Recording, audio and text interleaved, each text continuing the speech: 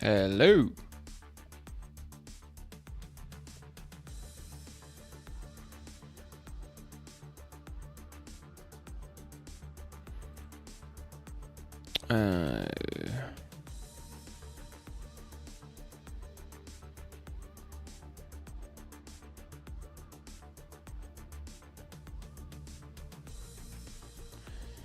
Okay. So, seems like I have a bunch of issues that I need to resolve. Somehow my game got broken. So I had a few issues yesterday. One of them was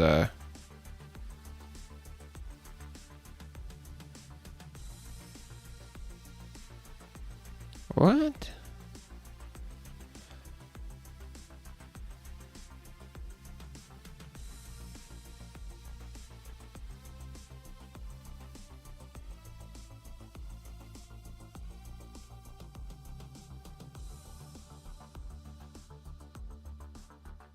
Oh. Okay. So, let's get to it. Okay, so I am greeted this morning with Unity complaining that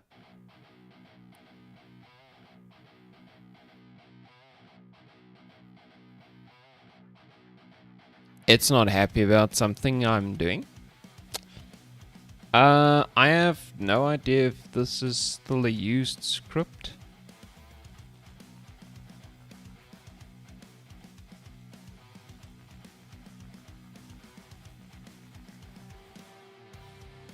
Is this my old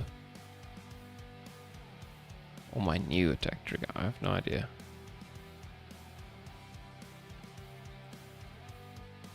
Okay, I can just delete this, right? Okay, yeah, so I started a bit late this morning because my computer it's having a bit of a day. Yesterday we had a lot of power fluctuations, and unfortunately that meant my PC had it a bit rough.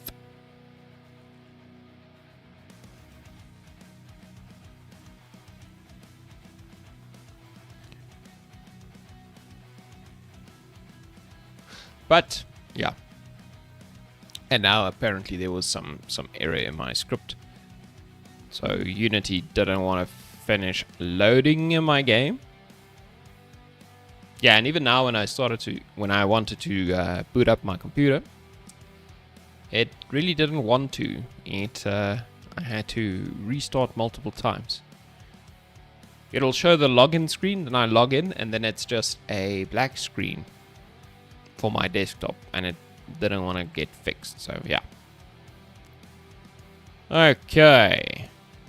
Hey Rastafunk. How's it going, man? Haven't seen you in a while.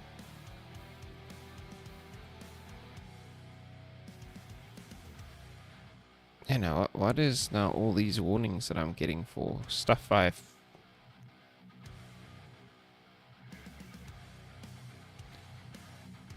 Yeah, this is very concerning. Hopefully everything is still the way I left it yesterday. Let's see, what was some of the last stuff I did? Like, I was messing with these characters. It seems like they still have some of their stuff. Good. How's it, this guy?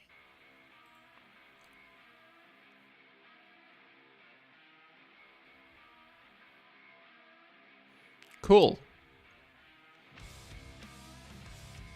You're fighting the good fight, eh? Against UI. Hey, but if it's working, that's great. I'm fighting the good fight. Well, maybe it's not the good fight, but I was fighting the fight against data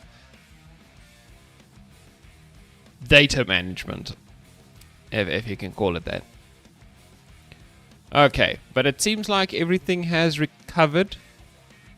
Yeah. Like I said, my computer had some unexpected shutdowns yesterday, and it kind of messed me up a bit, but it seems like everything's okay. So, but I was very good, and I actually finished a few things yesterday again. So I can show you that quickly, but let's just so basically these three I can tick off, right? So pretty much we've added the new character mechanics that we wanted. We have random character progression, and we have all these new stats, and they are implemented. Now, luck and harvesting, or luck and greed, or whatever we end up calling it, these two are not quite ready to be implemented, because we still need to implement coins or items or something of that sort. Okay, but I've done at least some good things. So we'll start the time tracker. I think I'll come change it, but technically I'm still busy with this refactor stuff. So let's just start it there, and then I can show you what I did.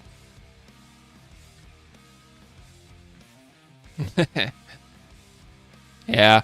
Well, I mean, if it's not, I tend to forget what I'm trying to achieve, right? I had this problem when I didn't have a to-do list, where I would come sit on the stream and I'd be like, so what are we doing today? And I had no idea what my plan was, and that felt bad. So instead of doing that, I decided to just go and make a list.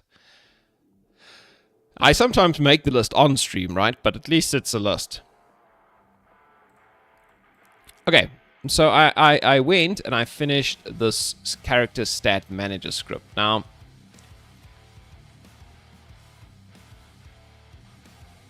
yeah, well, a list is better than no list, definitely. Even if it's not as detailed, for sure.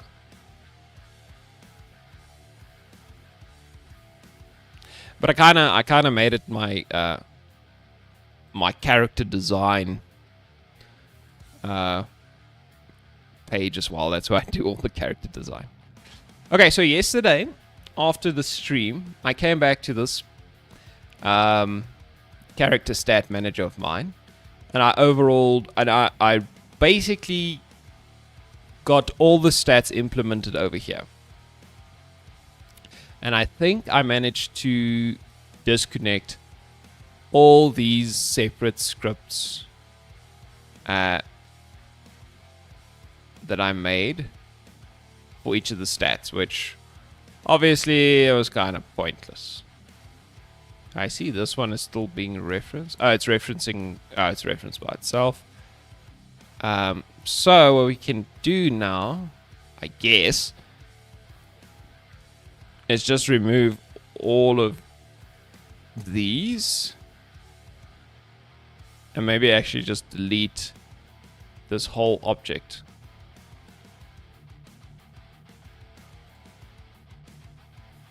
Yeah, because I don't need that object anymore. Right, technically, all of the management for the character stats should be done in the character stat manager. Okay, let's just go in here. So in my base character, I see I need a reference to my character manager as well.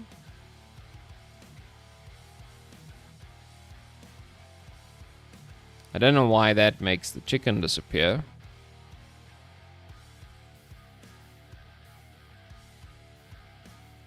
What the hell? Oh, it...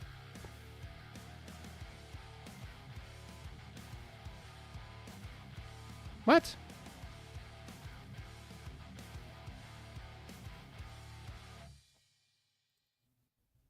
Okay, he's back. That was weird.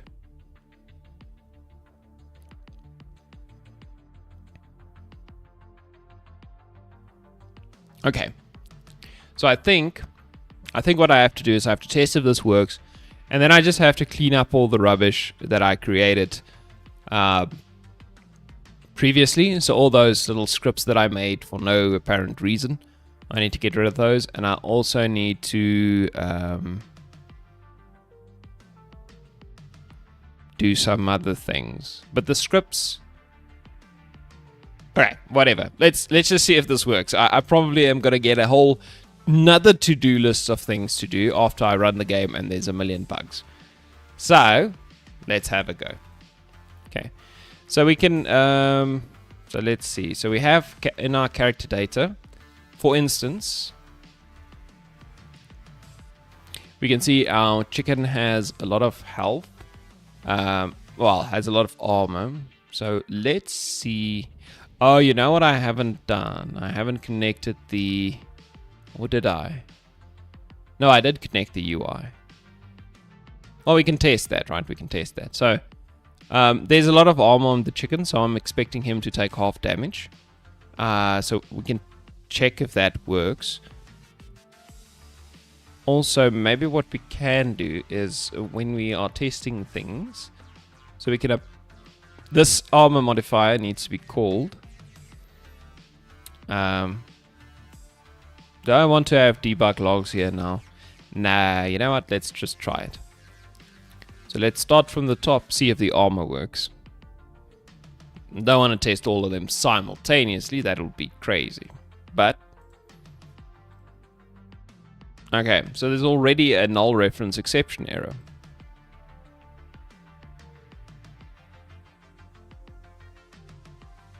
What?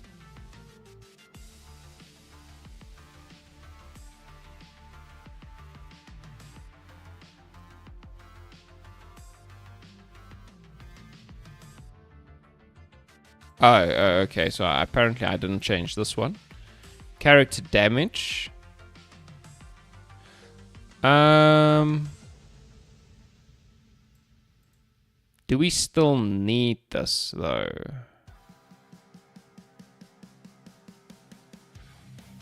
I don't think we do.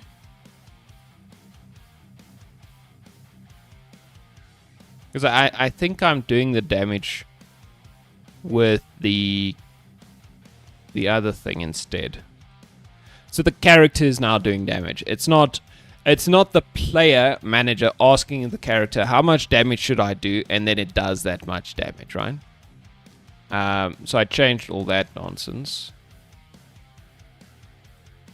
Also, I think I changed this as well. So this is not exactly what should happen.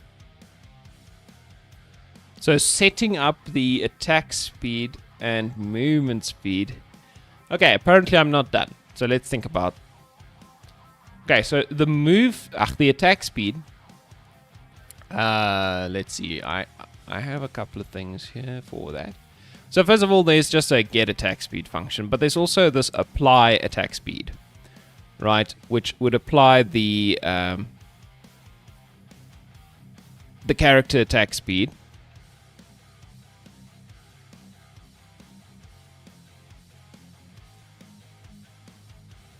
to all the things it needs to be applied to. Now, the only question is, how do we call this? We currently don't. So we can think about that. Who would know? Or where could we send this from? So obviously we can apply it on start, but we also might want to apply this on select. So when we select a new character. So, or do we? I mean, at least that's like the bare minimum when we have to do this, right? Because if you think about it, technically if the movement speed or the attack speed is not set, it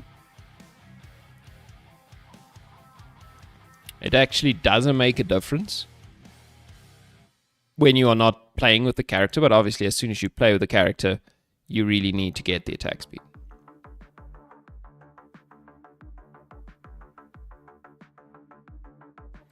Okay, so what if we do not a character data here, but a game object?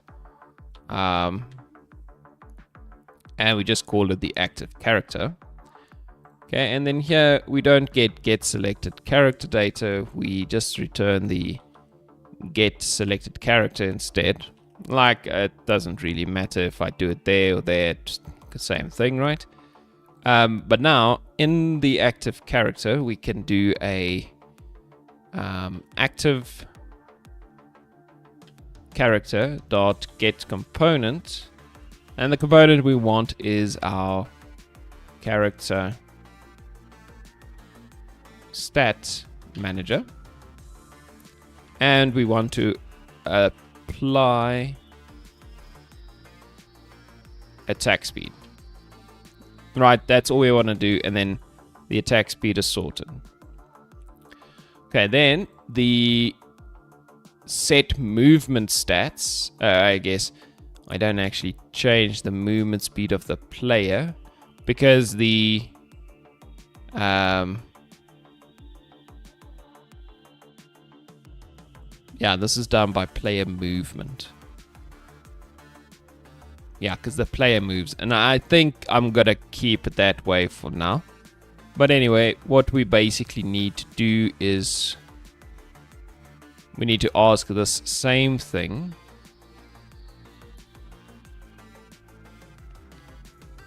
What the movement speed is.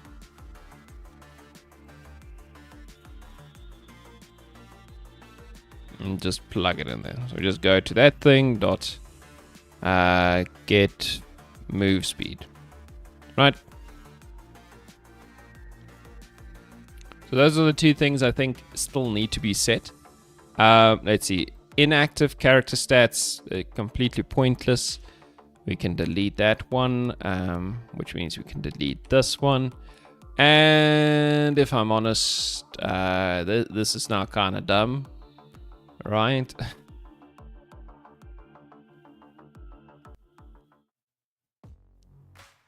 It is a little dumb, but okay. But let's just leave it like that for now.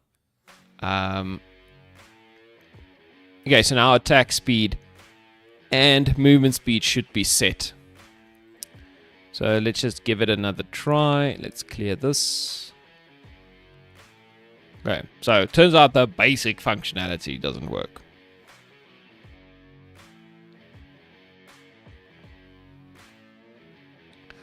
Ah, nice warm coffee. I'm double layered this morning with a blanket. It's so damn cold. Okay, so this also apparently causes some issues. So it turns out we have null reference exception errors in the player manager.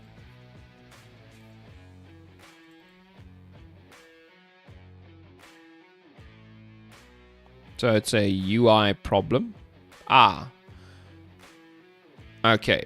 So we get character data.current health, and then our max health we try to get from the max health instance. Right?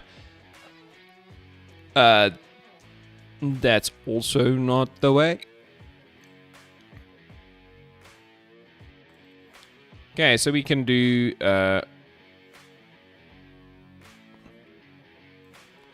get selected character data, I guess, but what we actually also need is a character stat manager reference.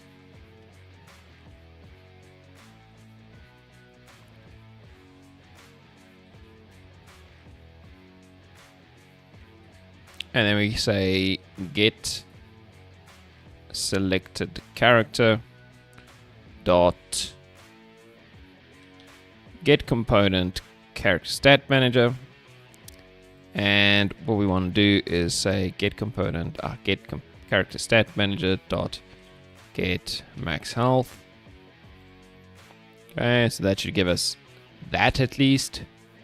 Experience, level, and XP required for level up. Those are the same thing. They don't have to be changed. Okay, so it turns out there's a lot of places where the game breaks now. And I just couldn't find all of them, right?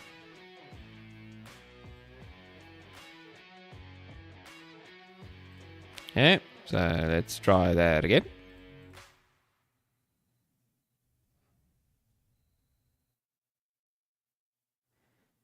Okay, go to level prep, chicken night, start level. Okay, this seems good. So we are moving. Do I do damage? I do. And I take half damage. That's pretty cool. Okay, let's see if my health regens. So I'll just keep... Yeah, there we go. My health is going up slowly. Yeah. So health is regening successfully. Okay, we can also see if the other characters are gaining levels. They should be gaining levels. So we'll just farm a few frogs and then we can go check.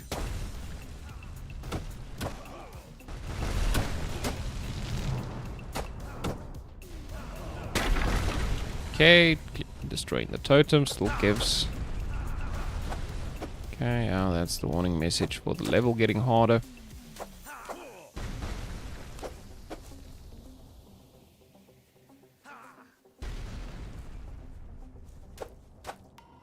Okay, so the other two also gained experience.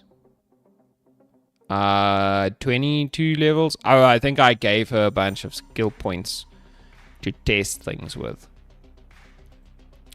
Okay, but let's just see. So our armor value is pretty high. Now we should still be able to just change this stuff without any issues.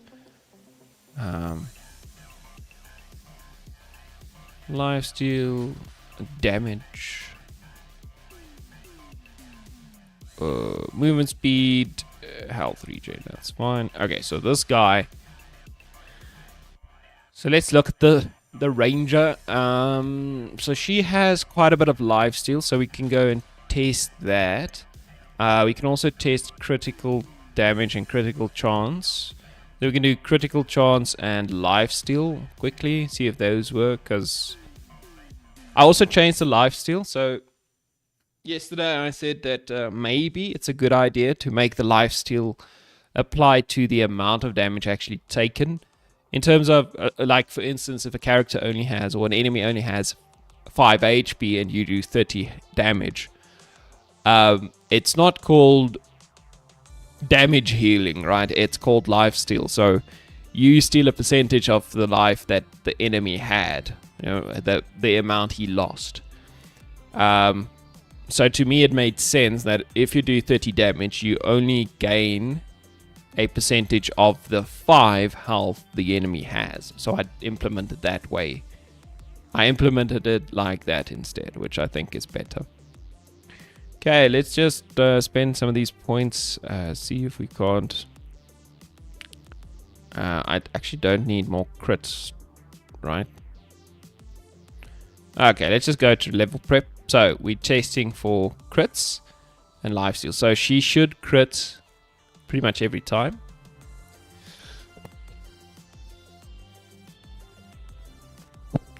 Sorry about that. Okay, she crits and there's a nice crit pop-up. Okay, so that is working. So let's let her take some damage and let's see how the lifesteal works for her. Works pretty well. I'm not sure if she's lifestealing the correct amount though. It still seems like it's related to the damage. Or maybe lifesteal's just very high. Yeah, because that was a very quick heal. So, I mean, if I shoot this guy... Oh, yeah, it's so difficult to shoot one guy. Okay, we'll test it. Let's just get rid of the... Okay, and you can see you can't critical hit... can't get critical hits on the totems, right? Which is sensible to me, because how would you hit a piece of a pole in a critical place? I suppose it's not impossible. You look for the weak points. Okay, she's absolutely mowing down the enemies. So what I'm noticing, so even though they're taking critical damage, they're not flying, so the push force is not that high, right? So we just have to go figure that out. They're not being pushed. Okay, so we got that guy. So let's see, this guy should have like 8 or something like that.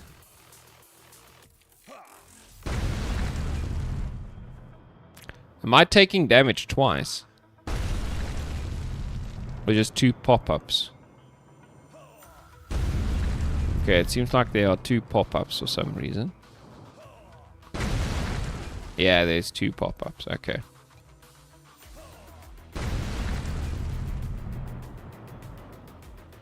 Okay, so let's see. If I shoot him, I should get a small amount, like 1 or 2 HP.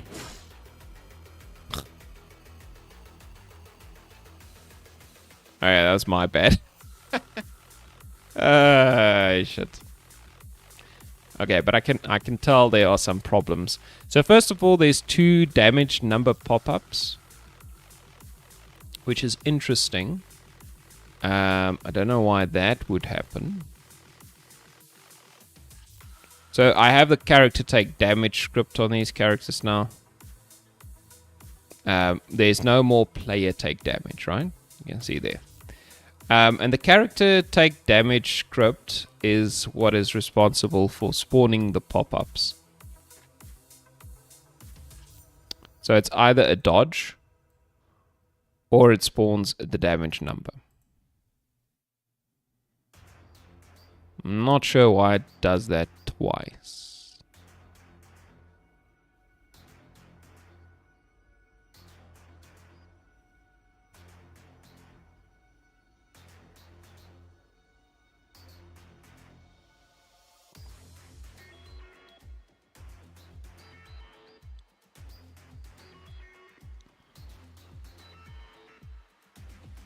Unless apply hit is called twice.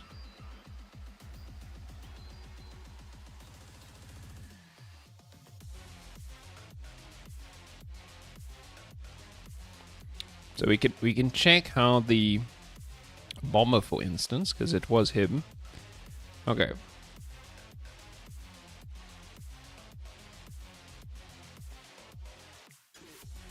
This could be the problem. So it checks for player colliders, right? And then it goes through all the player colliders and applies it. So maybe there are 2 colliders in there, like, I don't know. We can check quickly. So if we look at the Robin, for instance, because there's obviously the capsule collider, which is in the player layer. But if we open her up,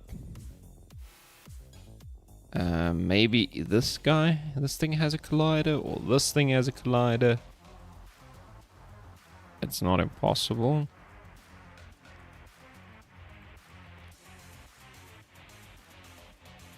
Now, I'm not sure where else there would be a collider, or if that looping thing is just somehow confused.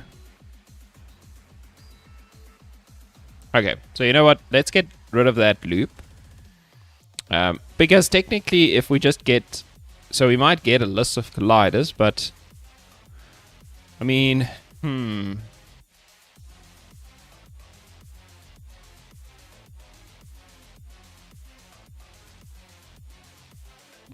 So I think we can actually redo this. Yeah, so what if we just do a check sphere, right? Now check sphere returns a boolean, right? So we do a boolean, and we just call this player in attack, or in damage zone, let's say. And then we can basically just do that. So when we do explosion damage, we check if the player is in the damage zone, right? And then we still apply hit, but since we know which player is active, we can very simply just do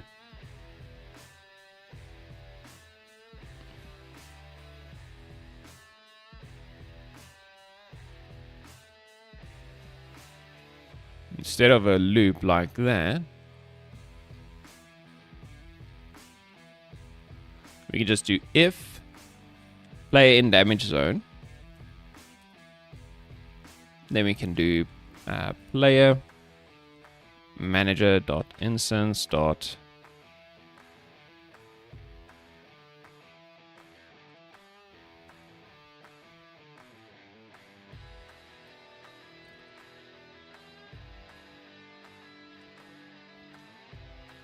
so this get selected character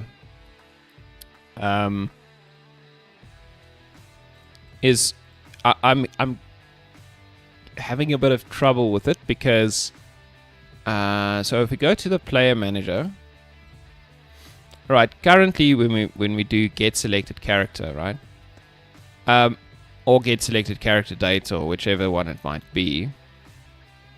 Where is get selected character? Yeah, so it loops through everything to give you the selected character. But technically, I mean, what we could do instead is we could just have something like and this feels a little better to me. So if we just have a private selected game object, right? Selected. So we can just have this as a... Wait, what?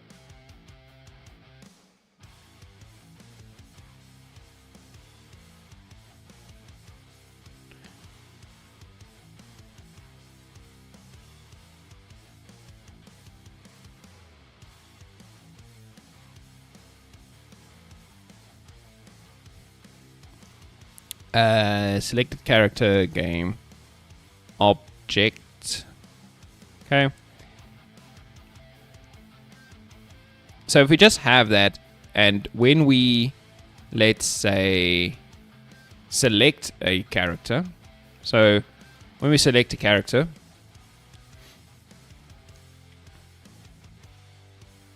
we go through this and we set active, and then what we can do is we can just say selected character game object is equal to character, right? And what this means is that, you know, when you select the character, we set this variable, and then when we get the character,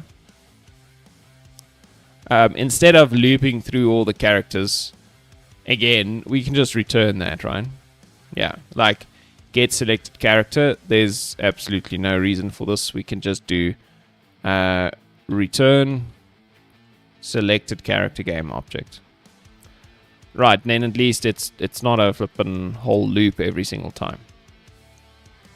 And we can do a similar thing with get selected character data. So we can just do get selected character dot get component, and we get the character data component. And that's just what we return, right? Yeah, because get selected character will go to here. It'll just get that. Or actually, since we actually don't need to do this. We can just do selected character game object. Selected. Oh, come on.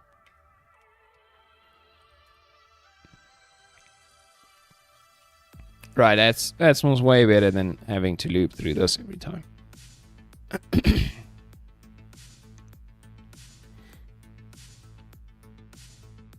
Now, you could make the argument that why do I even need these functions? Well, they are there and I'm using them, and I'm not going to go figure out how to... The problem is, right, there's already 11 references. If I have to go now and look for where the hell they are, it's going to be annoying. So I'm not going to do that. Okay, get selected character, so we just return that, and this feels way better, right? And then get selected character name, returns that, which we don't use anymore because, yeah, we found a better way.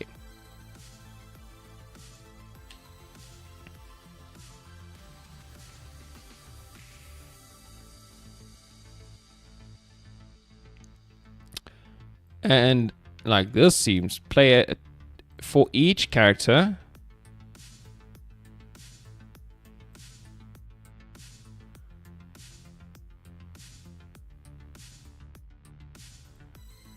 Get attack trigger, and we're getting the attack trigger.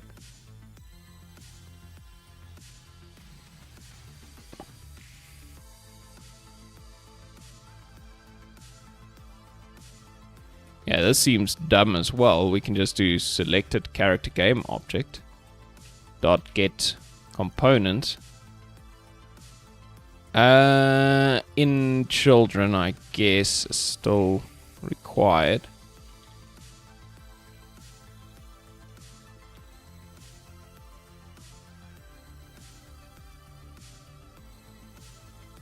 And we just get the character.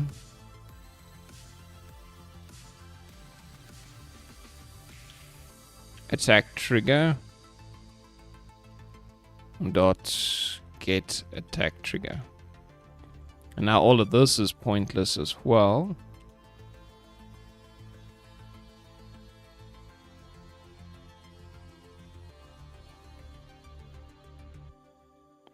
Not all.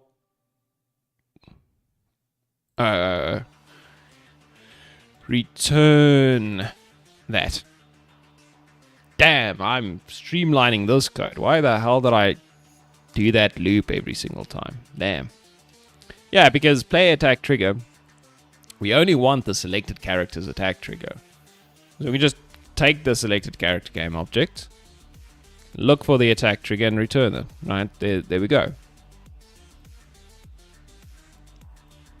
Okay. Apply health regen for all. Okay, so this stays like that. That makes sense. We have our timer. We have a list of party member game objects. That's okay.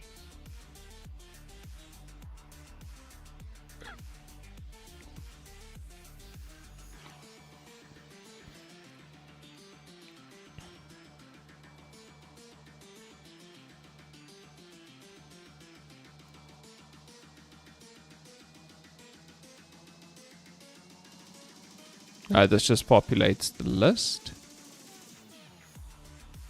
and connects us to this on character data change. Okay, that's fine.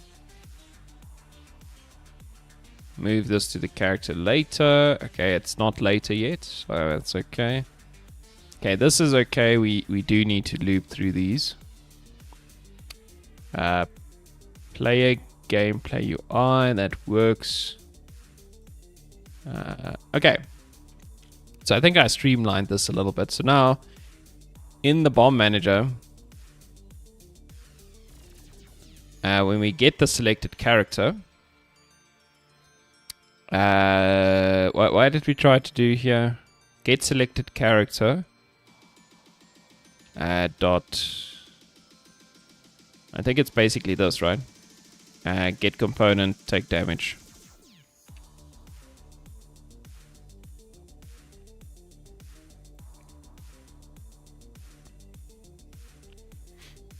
Right, so now instead of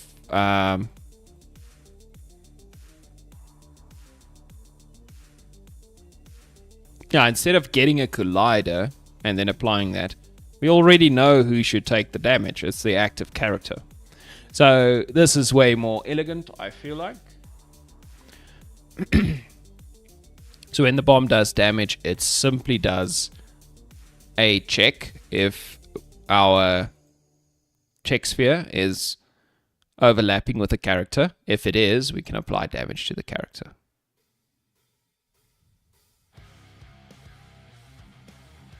Okay, so that's pretty straightforward. Now, we could also go and check what the other enemies are doing.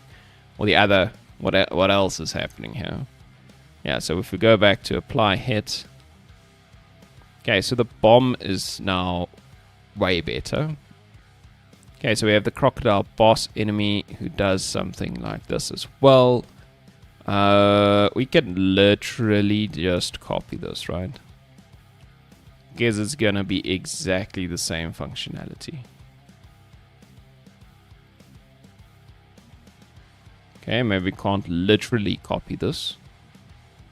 Okay, we can copy this and then we just do, instead of bomb damage, we do attack radius, and we apply hit like this instead.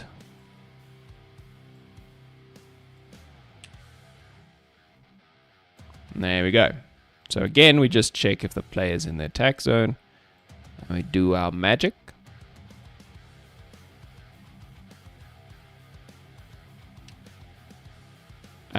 This whole collider thing made more sense with the players or the characters doing damage, because you might have an AoE attack and there might be multiple enemies inside that radius, right?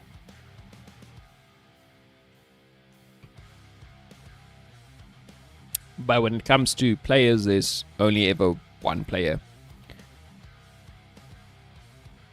And now that I think about it, what if I want to make this multiplayer one day? Then I might have more than one player.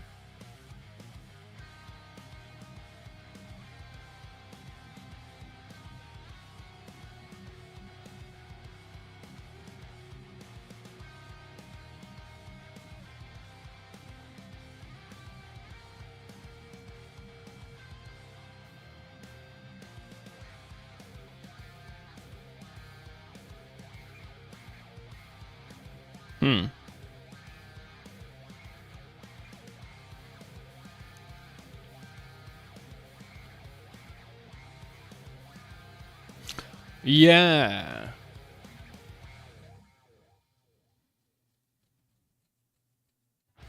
Okay, maybe I'm worrying about something that's...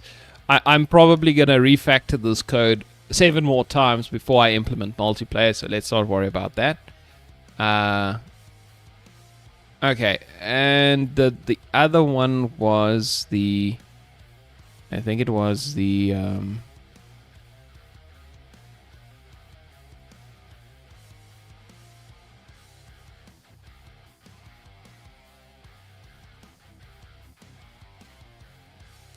Crocodile bomb, simple melee enemy. Yeah. So same story here, but now we have enemy damage instead, and we don't actually send a damage source through. But that's pretty much it.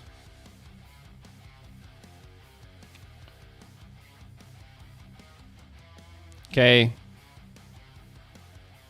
And then the last one I think was the crossbow.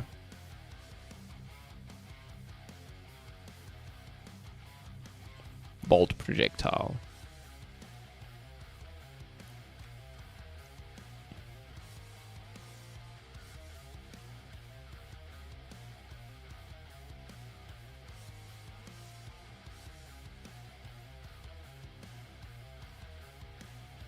Okay, so bolt damage radius here and bolt damage there. And we get rid of all this.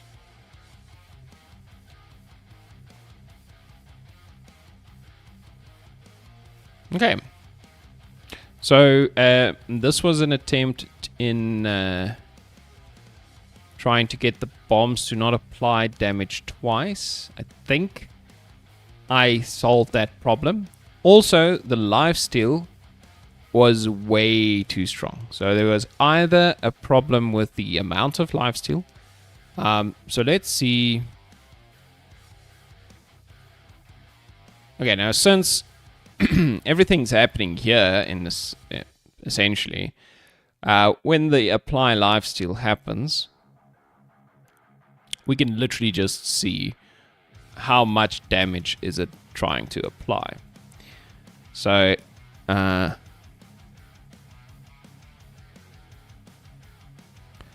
what we can also do, yeah, let's do a couple of debugs here. Debug.log. Okay.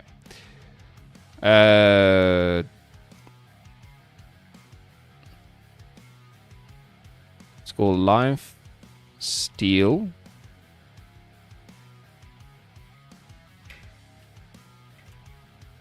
plus, and we just get the total life steal here. So I can verify that that number is correct. And then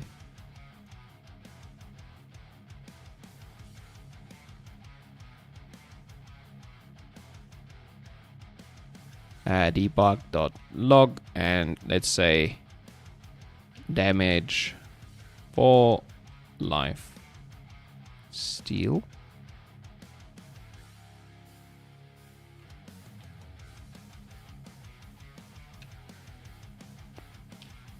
Okay, we'll just print those two out. And yeah, let's go test it out. Now, also, I should check the item. So, everybody has... oh no, not everybody has an item.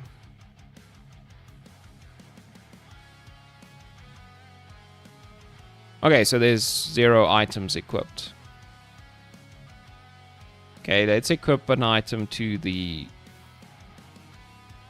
Equip the test item to the knight. Okay, we can see if his stats actually do change by that amount. So if we play the game... Oh no, we can't actually. I have no way of showing the stats. Okay, melee attack damage zone is now buggered. Why?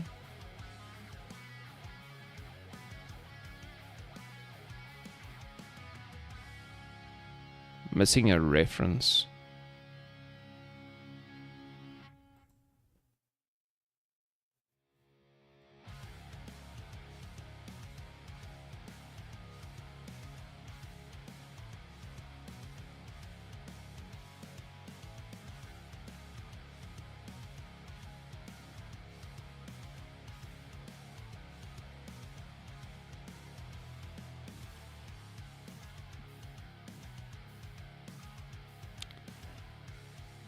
What?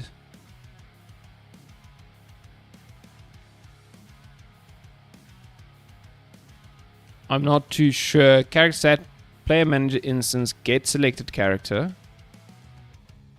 get component.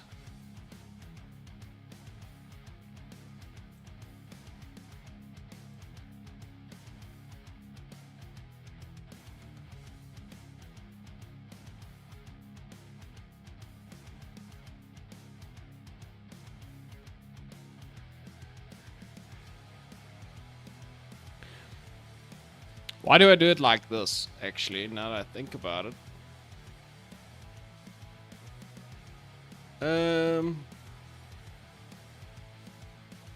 Okay, so we get the selected character. Okay,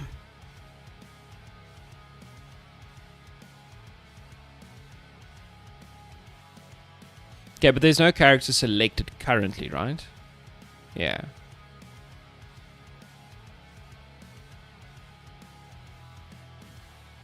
So I haven't selected a character. Oh yes, I changed that code, right, with the character selection script. So it's not looping through and returning null sometimes. So normally it would return null, I think, and it's fine with that. So now it's returning nothing.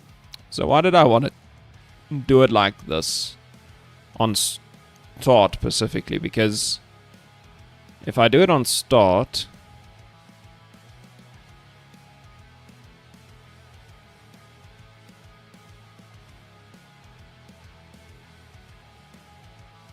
it's going to use the incorrect stats.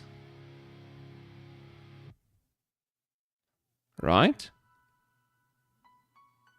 Yeah, especially for this one. So the arrow, I think I did the same thing with like the arrow and the fireball. But the difference was they only spawn, like the arrow spawns every time a new attack happens. Right, so character stat manager, maybe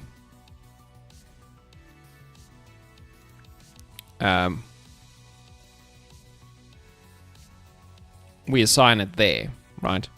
And the reason might be because if you think about it, every time a new arrow spawns, it gets a reference to character stat manager so that it can apply the damage, right? So technically every time we try to hit enemies in the attack zone, we can just go get that reference to know how much damage to do.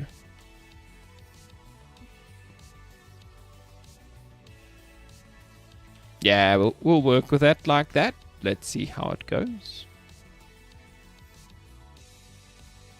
Okay, so obviously I changed something and now everything is unhappy because I didn't pause the code. Okay, go to level prep. Chicken Knights. Okay, so I'm super fast actually. So that must mean my item works. My health is also weird, so my item and my damage is way higher. Let's see my armor value. Oh, I dodged. Okay, so the item stats are being applied. I actually crit there.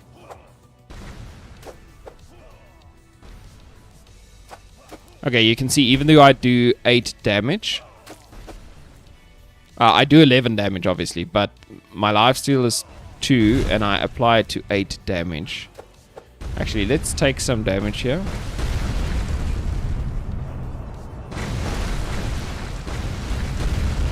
Okay, so 470 if I hit this guy. Okay, so that's not right. So it seems like we are healing for 16. Yeah. It's 8 times 2. Okay, we have a problem with the calculation for lifesteal damage, right? Yeah, this is a percentage, so we should have divided this by 100, I remember now. Okay, so that is the problem. That's why we're healing so much. But it is doing everything correctly, so we can get rid of those. No problem. It also seems like the item is working well. So that's nice. The knight was dodging. He was doing lifesteal. His armor was reduced, actually. So he did take more damage than he usually does. And that's good. So my test item is doing everything it should. Yeah, okay. Movement speed 7. So that just added 7 movement speed to the knight, which is a lot. Same with attack speed. So let's make attack speed 250. I just want to see what happens here. Critical chance and damage. So that did happen sometimes. We had a 20% dodge chance, more health regen, and all that good stuff. Okay, so now the item is even better. So let's see what 250 attack speed feels like. Nice. It's not quite as high as it used to be.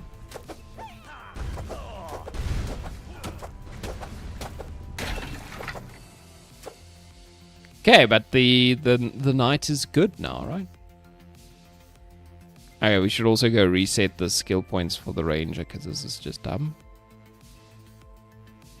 Okay, so she doesn't have the item, so she feels terrible. In comparison to the knight, I mean. With the incredible item.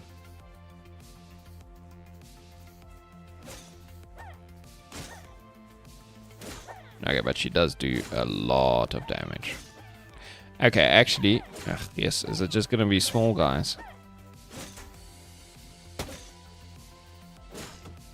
Okay, so 12 damage normally, or 39 damage with crit.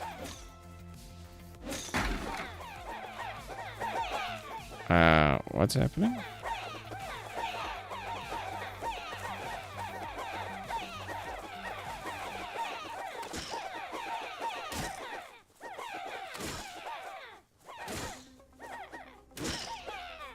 So they're not doing any damage, which is interesting.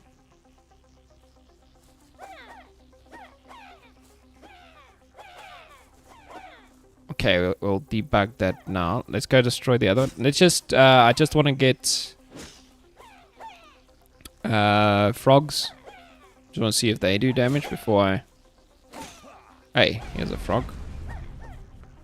That did damage.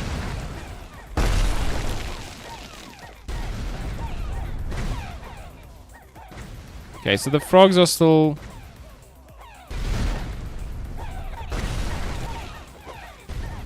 They are doing damage, and they're still doing damage twice, it seems.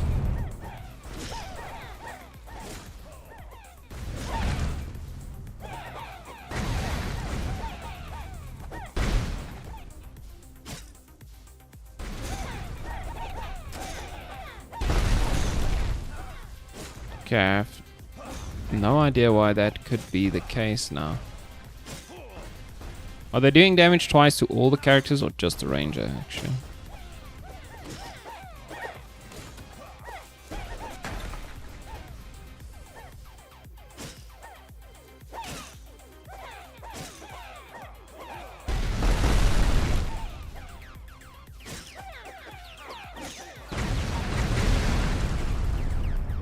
Okay, let's see the chicken.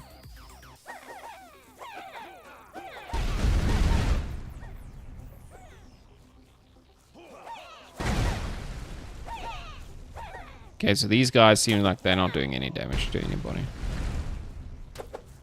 Okay, hit me. So that's 2 times the damage. Okay, we dodged there. That's also twice. So there's 2 damage numbers spawning, and I'm clearly... I'm taking double damage as well. Yes. Oh, they'd actually triggered 3 times. What could be the situation there? Why would it trigger 3 times? So the character take damage script gets called 3 times.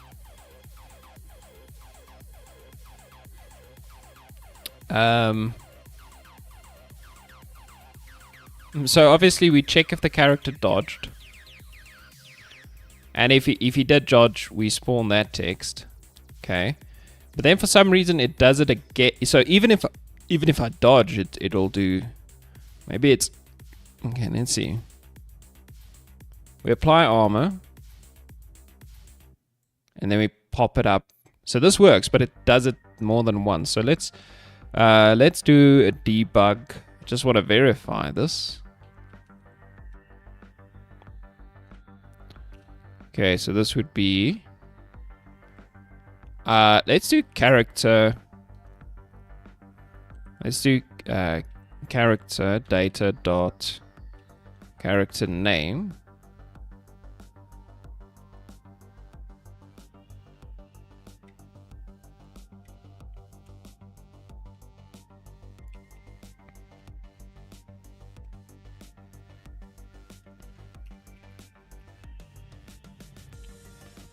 Okay, so because we know which character this is connected to, right? So let's just do which character take damage, or well, let's just call it apply hit, so we know. so it's the same function name. And let's see what happens. Because maybe there's something weird happening that I can't even see right now.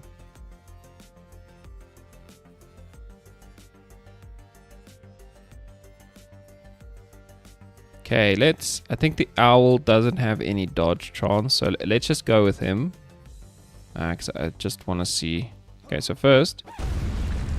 Okay, owl wizard apply hit. Okay. So the bombs work and they apply a hit once, as far as I can tell.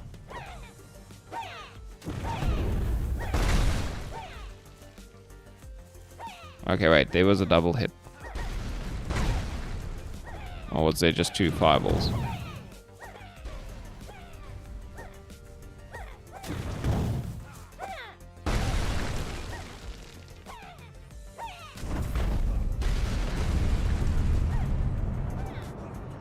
Okay, let's enable the gizmos.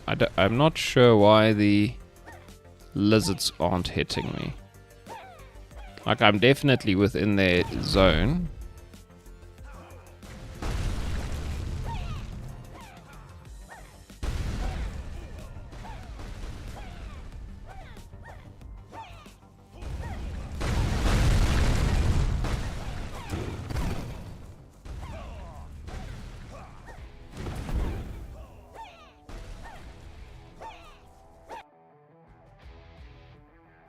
Quite interesting. Yeah, who knows what's happening? I certainly don't. So, okay, so we have a problem where sometimes we take double damage, and I can't tell you why that would be.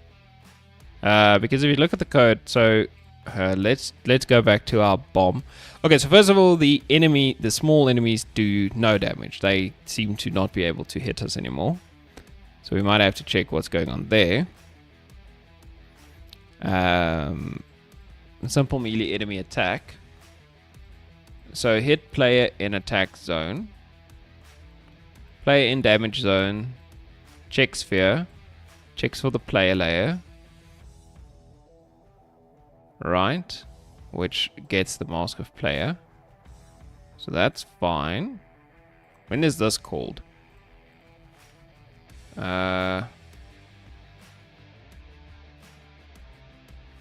Animator events. Okay.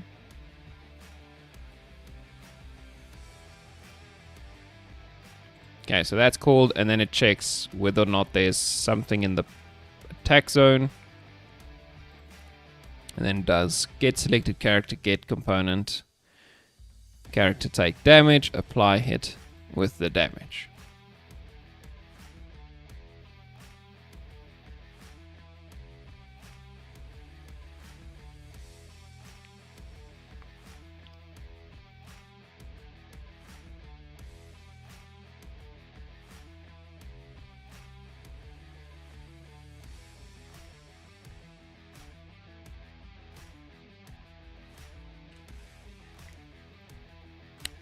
That is very interesting.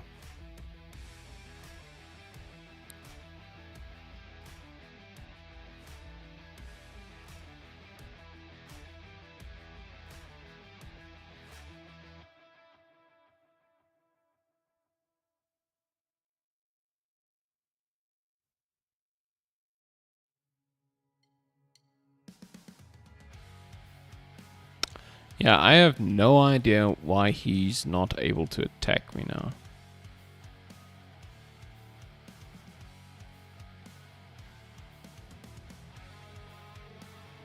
Is it something? No, because it triggers.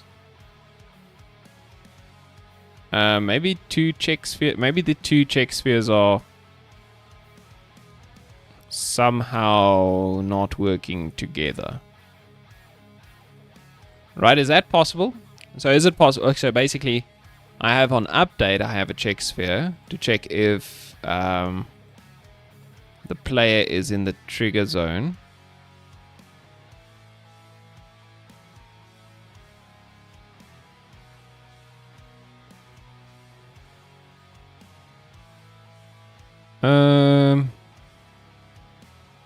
So the trigger area and the damage area is technically the same thing. So what if we just do player was in trigger area.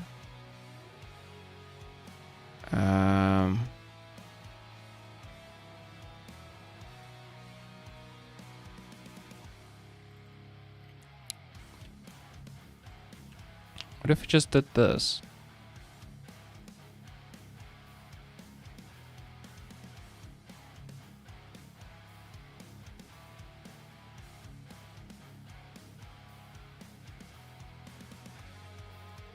Okay, maybe we do this.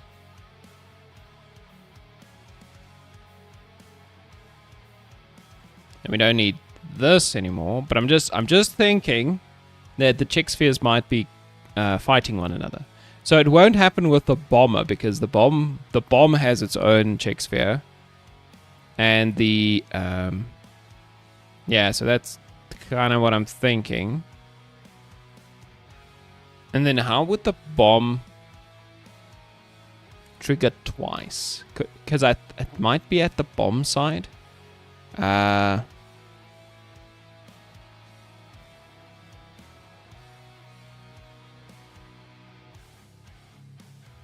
so we just do it up. This is just to despawn. So we call explode on collision enter.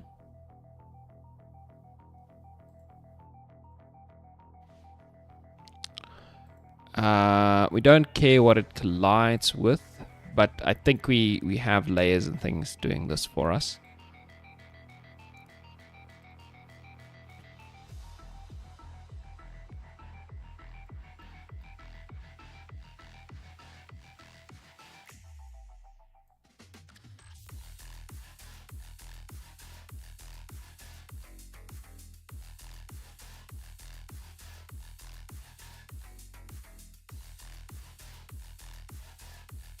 There shouldn't be any reason for this thing to do this more than once. Okay, let's do a debug here. And let's just say bomb explosion damage. Okay, but I also think this might be more reasonable. I'm gonna also go into my camps and just switch off the spawning of more enemies, I think. Just want to fight the two that exist. Okay, so let's just go into the camp, enemy spawn point. Enemies for 5 seconds, 2. Let's make it 0.0005. 0.002. Okay, and then let's go have a look what's happening here. So now I should just have the 2 enemies, which would allow me to test this out. So let's just take the owl. Okay, so let's see. Okay, so that's better. I get damage now from the lizard. Okay, so I think it was something with the 2 check spheres. So let's just get rid of him. Okay, so I'm taking bomb explosion have damage and a hit. So at what point did it start doing the 2 hits?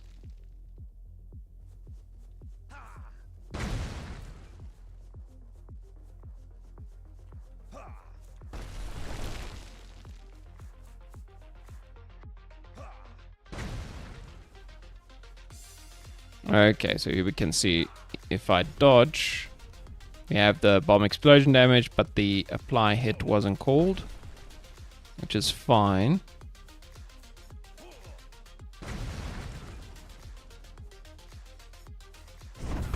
Yeah, so obviously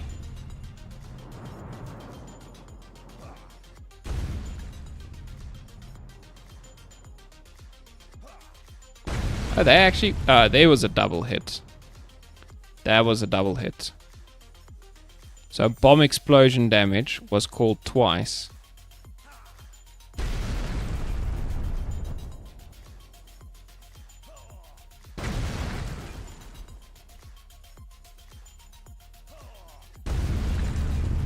Wait, does that have something to do with the collision?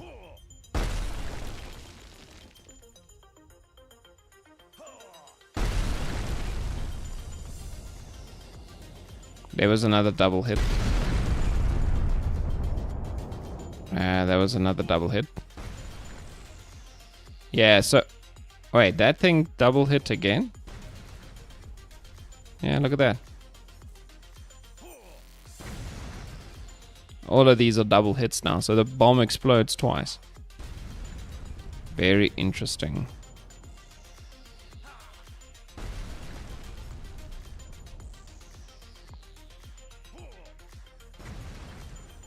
So, okay, wait, let's pause when he throws a bomb.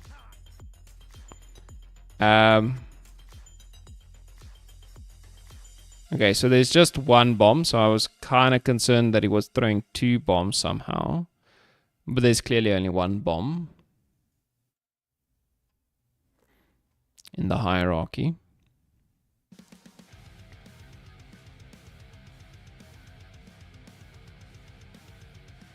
Yeah, so you can see in the same millisecond, it's triggering bomb explosion twice. So why would the bomb do that?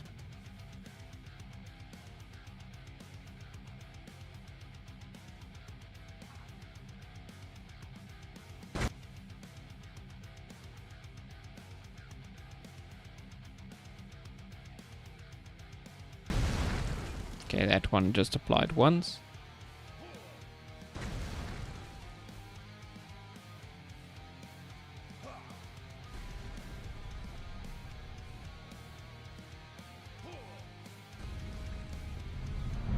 It's not super consistent, is it?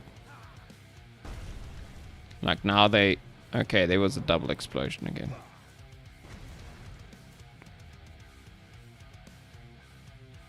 Okay, so it's something to do with the trigger of the explosion. So the simple melee enemy, he works fine now.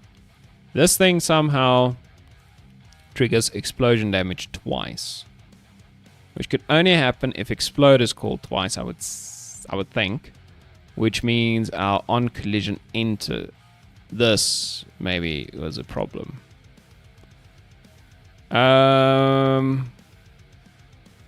So has exploded is set to true. So that means we could simply do even if this does happen, we can simply guard against it by saying, you know what, if you have... Okay, so if you haven't exploded, right, because this starts as false. Yeah, if you haven't exploded, that's fine, explode. But don't do it again, right? That's a simple fix. We already had a boolean that could function for us in this way. Okay, cool. So the bomb explosion should trigger once now. The melee attack for the enemy triggers also. Most of our stats seem to be working fine, right? Okay, we can get rid of this. Apply hit. And the bomb, actually, now that I think about it, I think there's still a debug there. We can get rid of that. Okay, fantastic. We fixed some bugs. Okay, so let's go and let's just fix a few things on these guys. So in the character data over here, we have 20 skill points. That's not good. Make it nothing.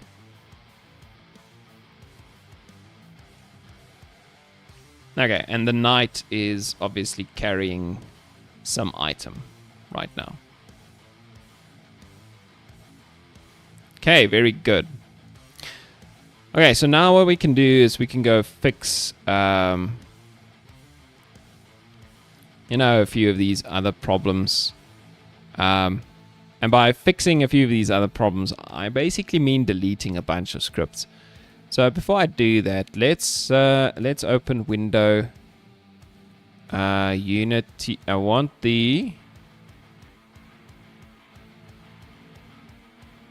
version control.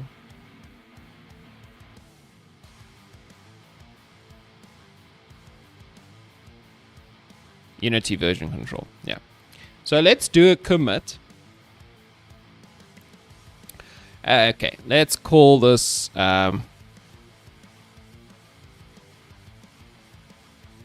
character rework, or let's call it the overhaul completed. Time to delete and clean up unnecessary scripts.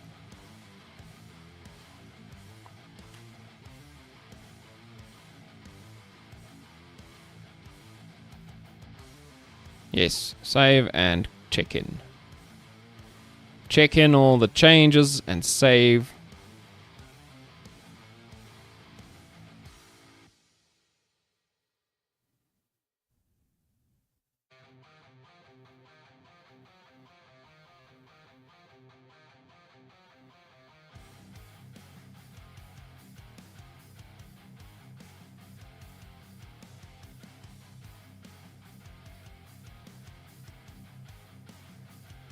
Okay, fantastic. So at least we are now sort of covered if I do something dumb. Okay, yeah. So there's a lot of stuff here. Like the wizard attack trigger is not a thing anymore. Wizard character animator. So these character specific things were replaced by the generic character scripts, right? So attack triggers, they are now generic in some way, I think. Yeah, we have a character attack trigger that's attached to a trigger zone, right? And we also have character animators, which are generic. The only things that are non-generic are these events still. Because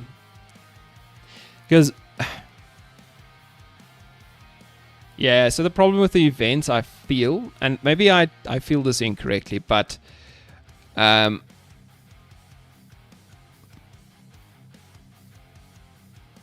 triggering different things based on the animations the characters have. So for instance, this is connected to the night animations, and they are triggering the polygon slash to be switched on and off, right? Depending on which attack number the knight is using. Now, the other characters don't have attack numbers. So that could be a problem. Also, like sound effects. Obviously, this thing is triggering sound effects differently. Now, I could make everything work in the inspector this way. I'm not really a fan of this, though. I much prefer in calling the different functions from here. And my main reasoning for this is because I don't like it when I can't find what is calling a function, right? And with Unity events, and like I said, maybe I'm just dumb, but if you put something in here in the event system, there's no way to find that this is a reference. You can't get back here. What I mean by that is, for instance, like this melee attack damage hit enemies. So if I open up the melee attack damage script, which is somewhere. Yes, I also need to change my folder structure. This is terrible. Right, if you open up the melee attack damage script, what is nice is Visual Studio gives you a reference list. So when you are refactoring or finding bugs or whatever, it's very nice to see who's trying to call this function. Sometimes, right? Because you might come here and you'll be like, oh wait, I have this whole function and nothing uses it, right? Because it's 0 references, and then you realize, oh no, wait, that's actually not true. This is referenced by our animator events. So yeah, that's a thing.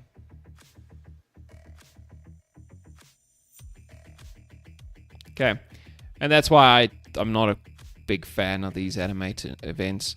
They do make things a little bit easier for you, but also, you know,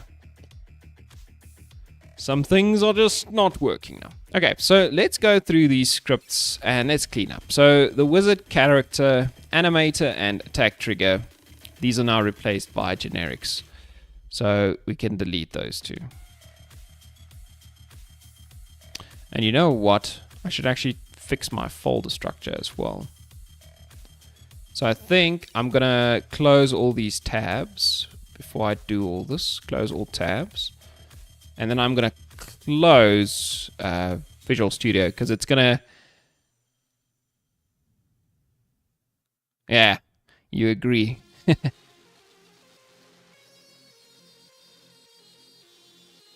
Yeah, I mean, it's... I think Visual Studio's little reference list is super useful. It's helped me a million times now. And I've also gotten myself into trouble because I thought some code was just there. Because I have a lot of old code that I never deleted because I'm a bit superstitious about deleting code sometimes. Or I'm afraid to delete code. So I don't delete it, I leave it there. And then one day I came by and I was like, you know what, I think it's time. And then it broke something immediately. Okay, but the ranger, attack, trigger, and character animator, both of these have been replaced with generics. I should also do this for all the enemies one day. Because my enemies are bad. Okay, what's this thing looking for? Warrior input system. Okay, these are not even my scripts. These are from...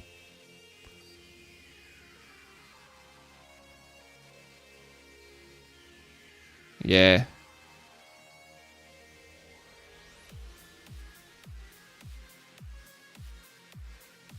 These are from the animations, I think.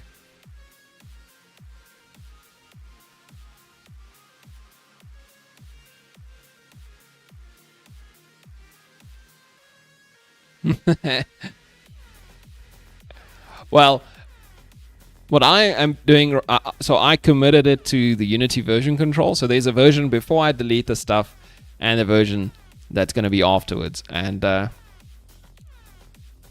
yeah, so this is annoying, right? This is a piece of code that I downloaded with my animations. I'm not using it at all because it was a lot of stuff that at the time it was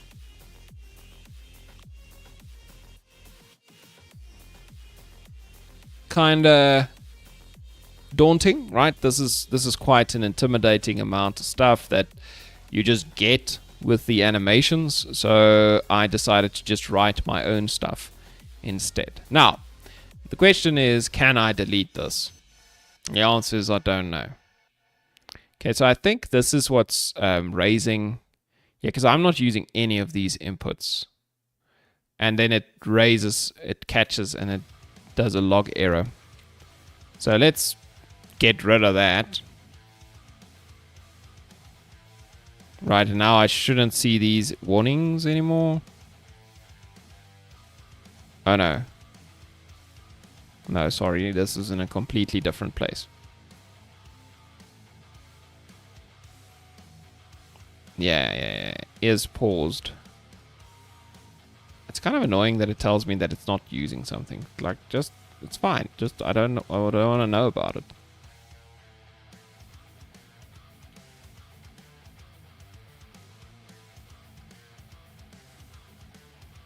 Okay, is that better?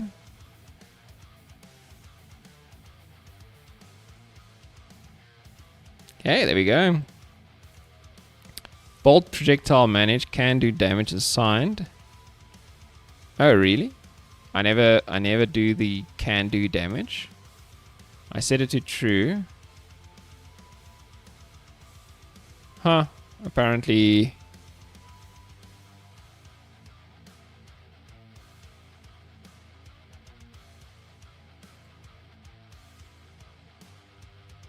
Interesting.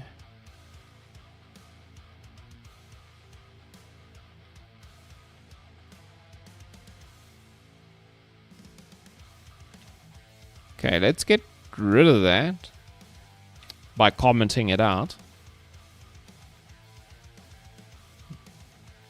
I think there's a reason I have this here. Because, okay, so the bolt can get stuck into things, right? Yeah, so when it collides with something, it gets stuck into that thing. And I think the problem was then it would continuously do damage. But it doesn't, though. It seems like it's not a problem, so... I guess I don't need that specific line of code. Okay, player manager attack trigger is assigned and never used. I can imagine. Yeah, so this is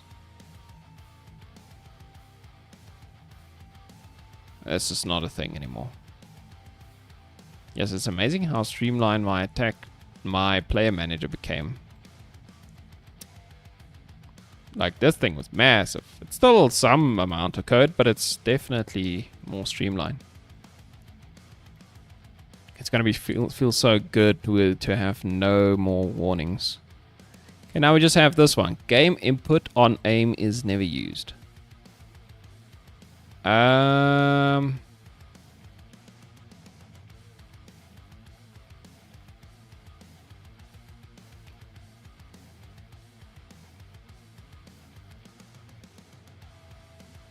Yes, I have this event that I never used for some reason. Interesting. You know what, actually? I think I know where this event is supposed to be used. I think I know where it's supposed to be used. So there's this aim manager thing. I think.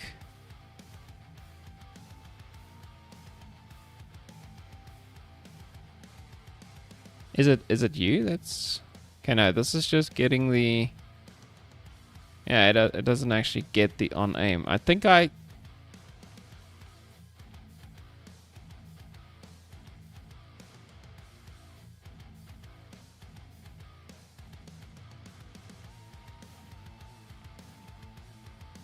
This is just continuously happening. I wonder why I made this on aim event. Zoom I use.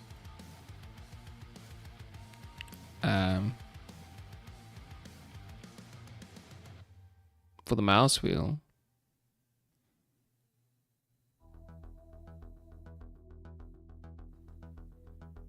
Well, if it's not being used, then why have that event? Yeah, because we never invoke the event. We only have the on Zoom event that's being invoked. I mean, okay. Just like this was like one of the first things I did where I had to implement like mouse movements and aiming and stuff like that. This is a while ago.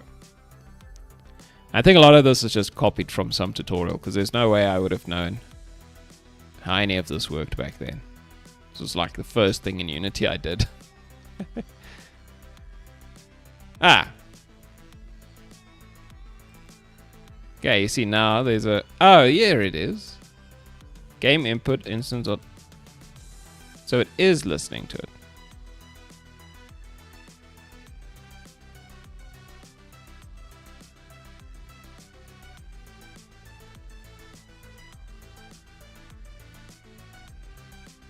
Okay, but the event doesn't get triggered as far as I can tell.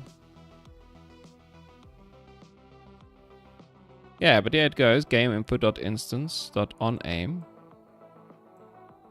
So why does it tell me that it never gets used?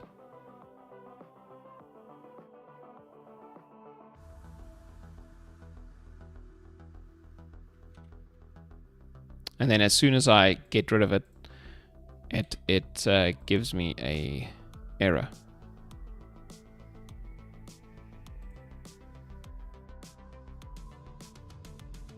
The event game is never used.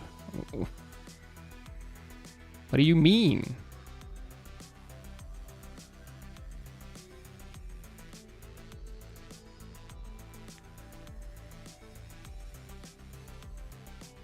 Yeah, it's not evoked here. Right, I can see that, but then why do I need it? That's so weird. I need the event for this to work, but how in the hell? How is this thing working then? That's so weird.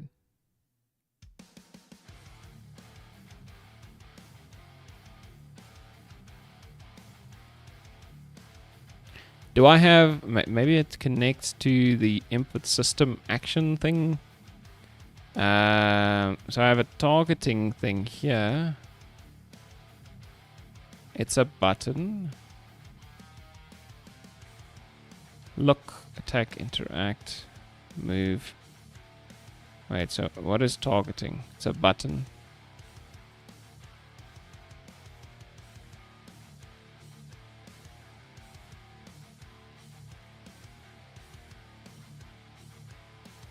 Okay, so I did at least set up the movement. Attack. No. Interact. Mouse aim.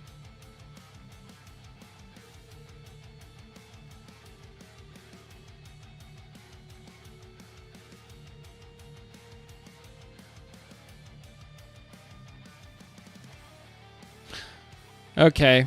I also don't have any idea what this is doing.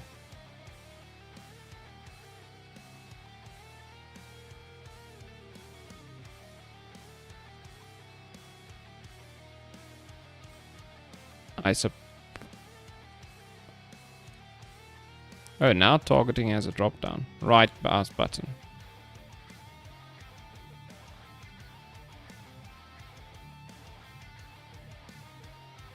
Yeah, and I use the is targeting at some point. Good morning, Caveman Crafting. I am doing well, thanks, and you?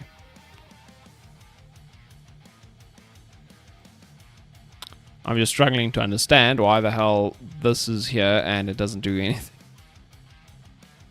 And if I get rid of it, other things break.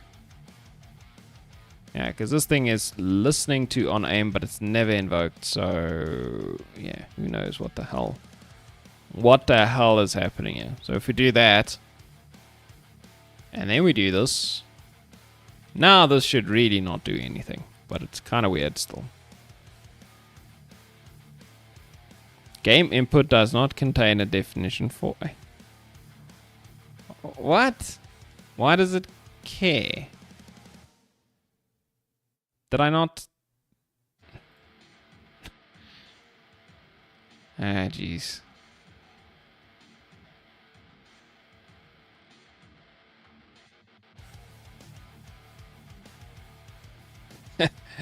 Are you new to game dev? Are you new to game dev? It is quite a journey. Okay, so apparently I still can't get rid of this because I get an error then. Okay, I'm just gonna live with this warning message then. At least it's only one. And if I clear, it's gone, right? Okay, but that's at least somewhat better. Making an honest go of it now. Ah, that's cool, man. That is nice. Yeah, my game is getting along quite nicely.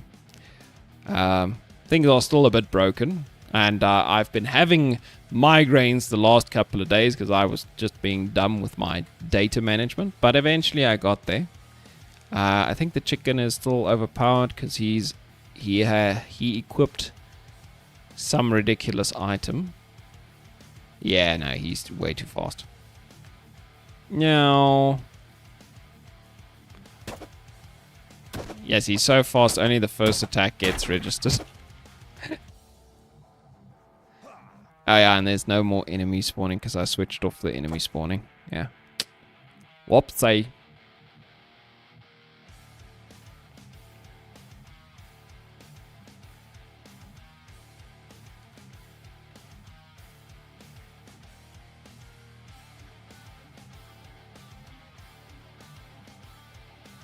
Yeah, you were able to set up the inventory, crafting, and building system. I wouldn't say those are simple to set up. So it sounds to me like you've already done quite a lot of good things over there. Because my last adventure was actually the building. Not the building. The inventory system, and it went terribly. Not really. I mean, I figured it out eventually. Or I have a solution now, but yeah, it was quite a thing. Okay, so all of these, pretty much, are pointless and can be deleted. All those scripts. Don't even know why I made them to begin with. Okay, let's close all these tabs. Let's just close this thing again. Okay, so this folder is empty now. And we are somewhere just gonna delete the whole folder. There we go. Cleaning up. Feels nice. Feels nice. Okay, we still have a bunch of other nonsense to clean up, but this is at least a good start. Okay, so in our project, so this is my another piece of garbage that I managed to create. If you go into assets, right? As you can see, there are a bunch of scripts inside of here that realistically should not have been in here. They should be in scripts at the very least. So let's drag them over there.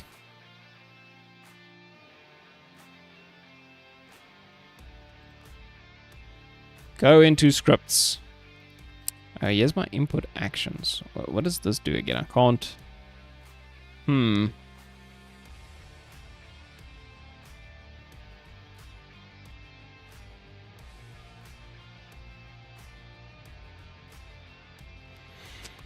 So you're just flying around. Learning scriptable objects. Yeah. Apparently, they are quite trendy on YouTube, and that's why I decided to use them in every single thing I try to implement. And that it's not always the best choice, apparently.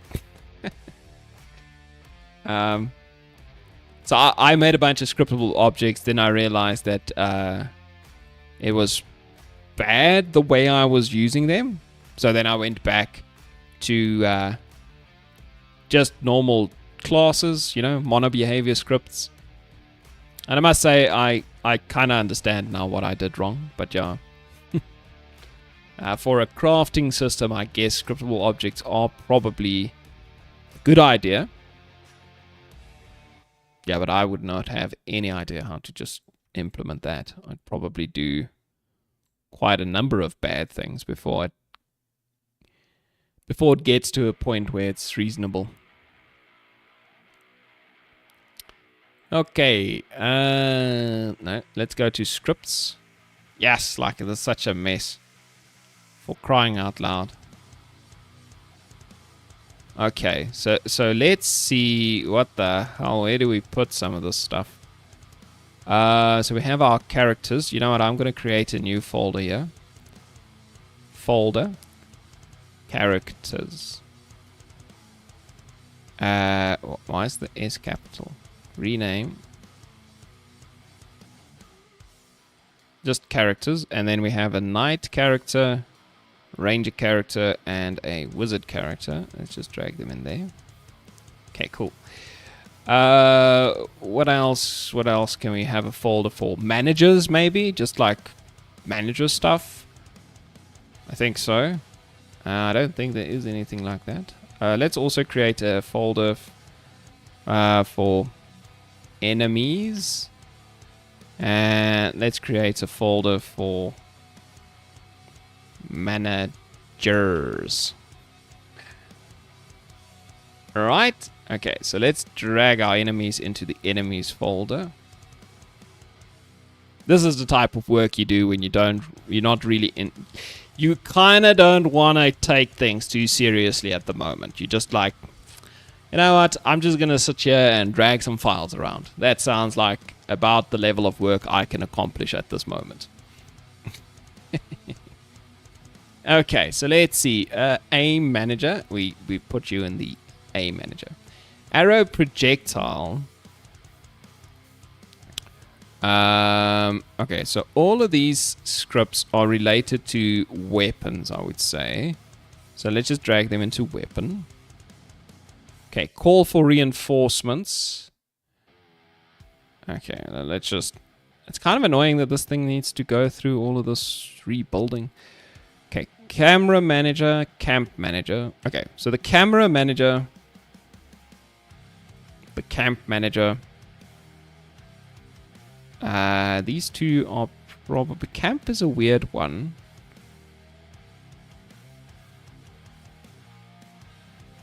It's kind of like an enemy.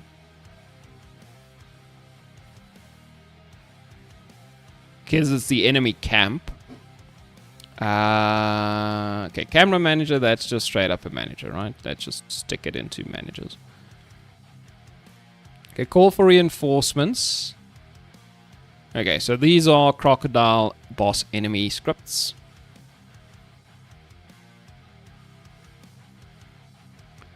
Okay, let's see. Apparently, chat is still going.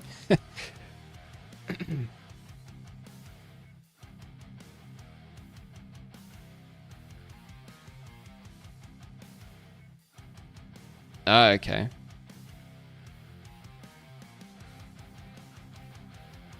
Name ingredients and outcome. You can also add things like icons and colors and all kinds of cool information to that prefab. Not prefab, to that scriptable object, right? It doesn't just have to be names and integers, but yeah.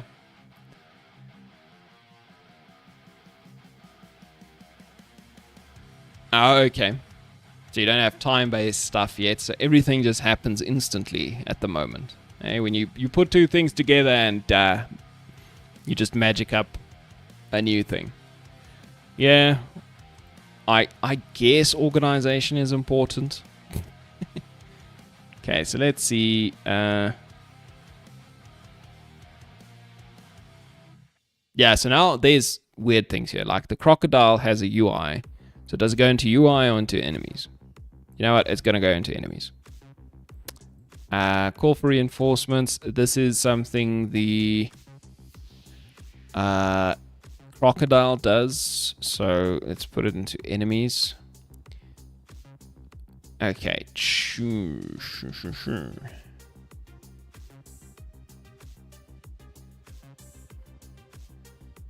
Okay, now we have UI. Let's stick that into UI. Stat manager, inventory, data. Yeah, no.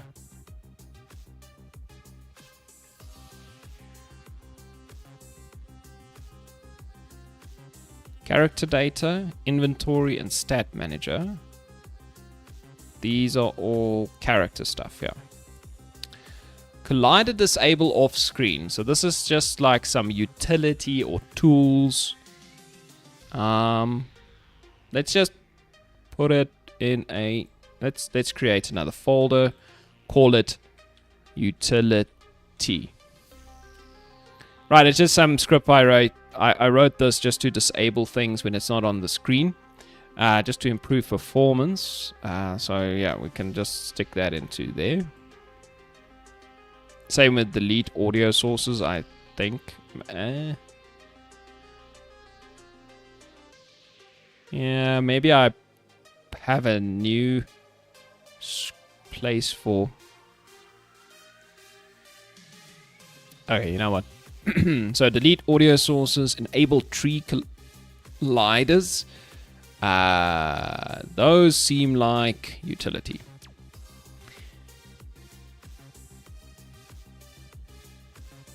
Yes, like it. It's kind of a lot of... Well, I'm almost there. It's not going to be perfect, but at least it's somewhat better. Okay, buildings, camps, Okay, so maybe we do this in...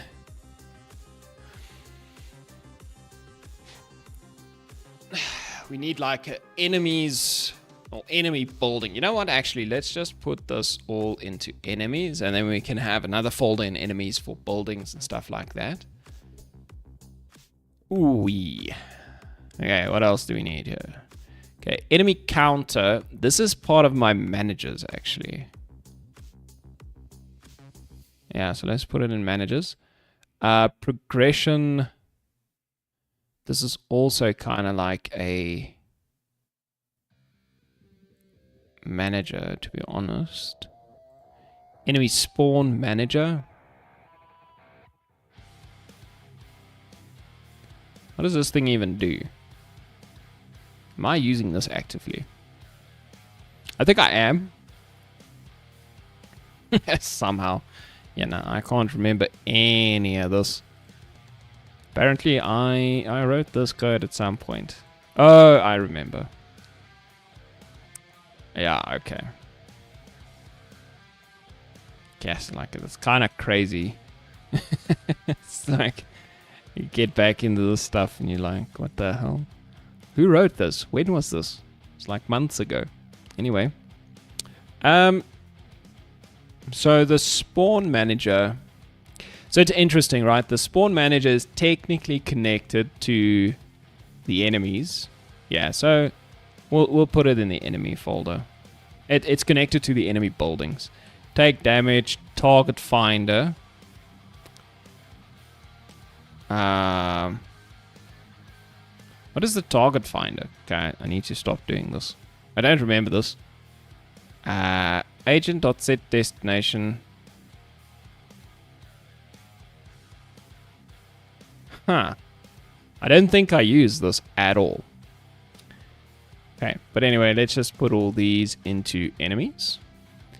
And then UI, warning UI. So this is this one's kind of confusing. This is just a pop-up that comes up when the enemies gain strength or whatever. So this is really just UI stuff. So we'll put that in there. Okay, fireball. Fireballs are weapons, so to speak. So I'm just going to put those in weapons. The spawner and the manager.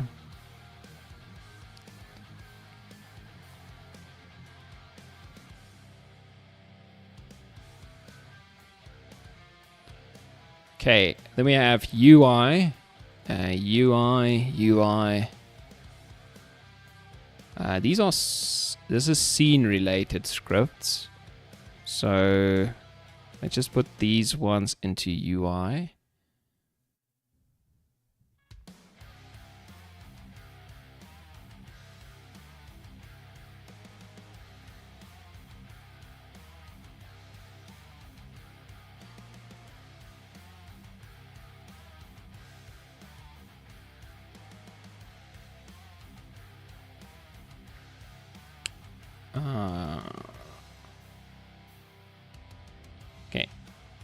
Okay, let's just go from change scene buttons, that's UI. Game input, game manager. I would say these are managers.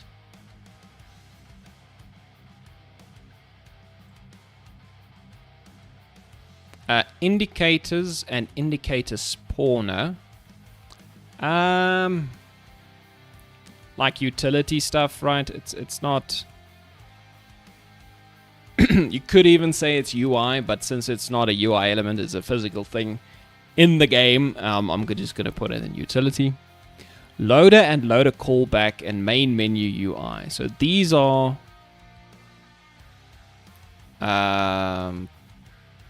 scripts related to UI, I think. I'm just going to put them there. That's the best way, the best place for them, I think. Okay, melee attack, damage, more character stats, UI. So let's just, that one is obviously UI. Okay, melee attack, damage. This is technically a weapon. So the arrow, the fireball have a damage script associated with them. And the sword doesn't really. It kind of just has a zone in which damage is applied. And that is kind of what this is. So it's any melee attack, essentially. So I'm just going to put this in weapon then. Okay, music manager. This is obviously a manager. Navmesh Baker. This is utility.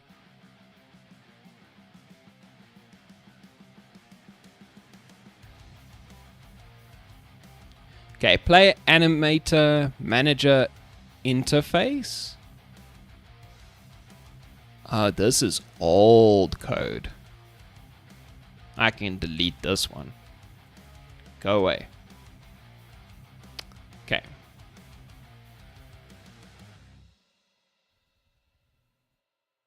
Okay, but the player animator, that's obviously going into player. Progression manager, that's a manager.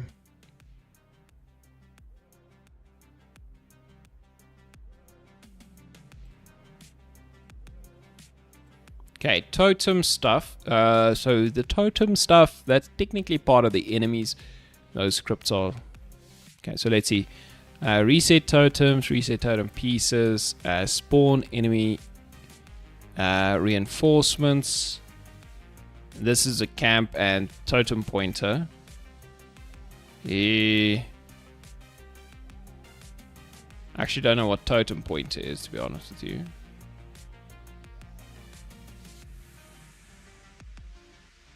Okay, let's just assume. I think totem. Oh, geez. Undo.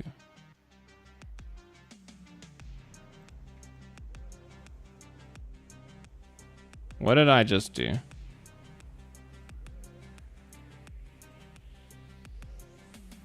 Okay, it seems like I created duplicates. Delete.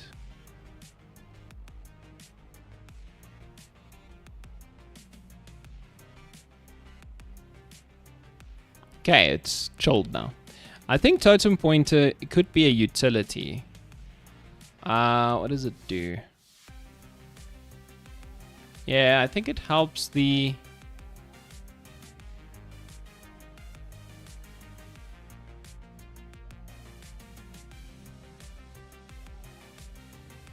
Yeah, it's a utility.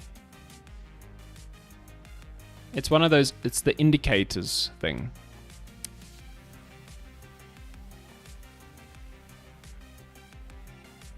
Okay, this is a camp. And the totem pieces. Spawn enemy reinforcements. Okay, these can all go to enemies.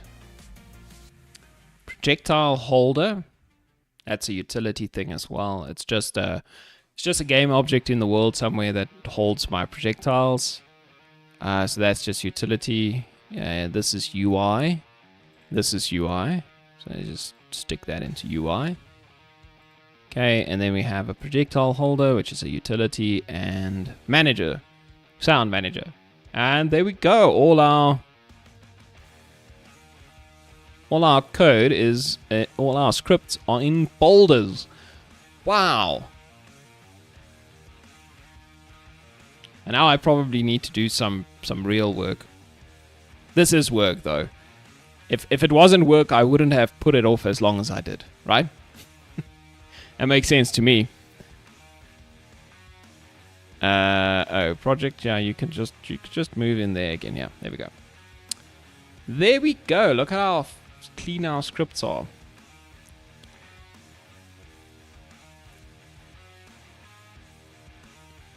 Okay, there's... Yeah, this is fine. Okay, nice. Okay, the next thing we could fix if we wanted, but I think that would be next time. So, is the game scene, right? The hierarchy in this scene, because things are just kind of stuffed in here all over the place, and it's pretty bad. But you know, I'm not too concerned with that stuff right now. Okay, so the game's in a working condition again for the first time in a while. So let's just save. And I'm going to take a quick break. Going to go refill my coffee, use the restroom. And then I guess what we could do is we could try the game again. So we can rebalance the characters so that they are reasonable, I would say. And then just play the game, come up with some new ideas of what to do next. Okay, so let me just, where's my OBS? OBS. Here you are. Okay, give me 2 minutes.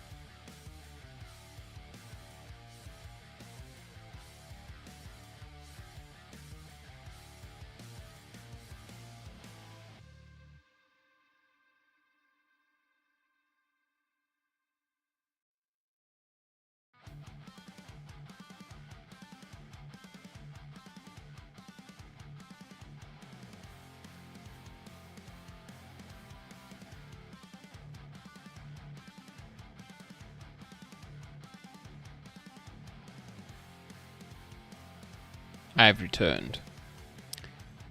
Switch on my video capture.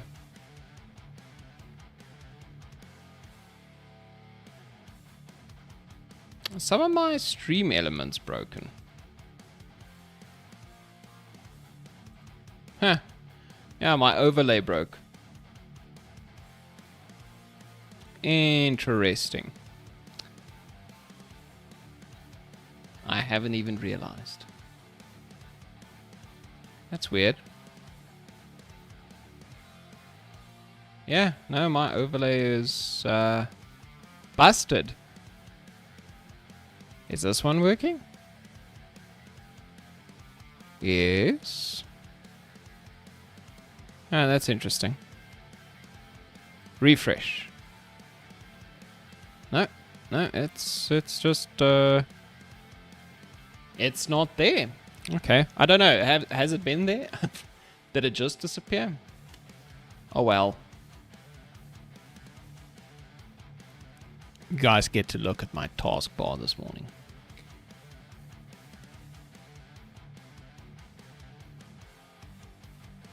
Okay, let's go. Let's go play the game and figure out what else, what other burning issues do we have to solve today. That was dumb. I didn't reset the spawn rate, so there's not going to be any enemies spawned. Okay, so let's just go fix that. It would be cool if I had a script or something that I could do this on the fly without reloading the game every time, but you know, I am not quite there. Okay, in prefabs, I think it's in building camps. Yeah, enemy camp. I should do that though. I should really do that. Okay, so 2.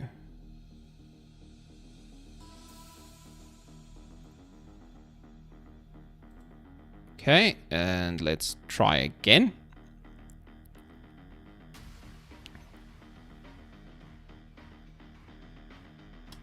Go to level prep.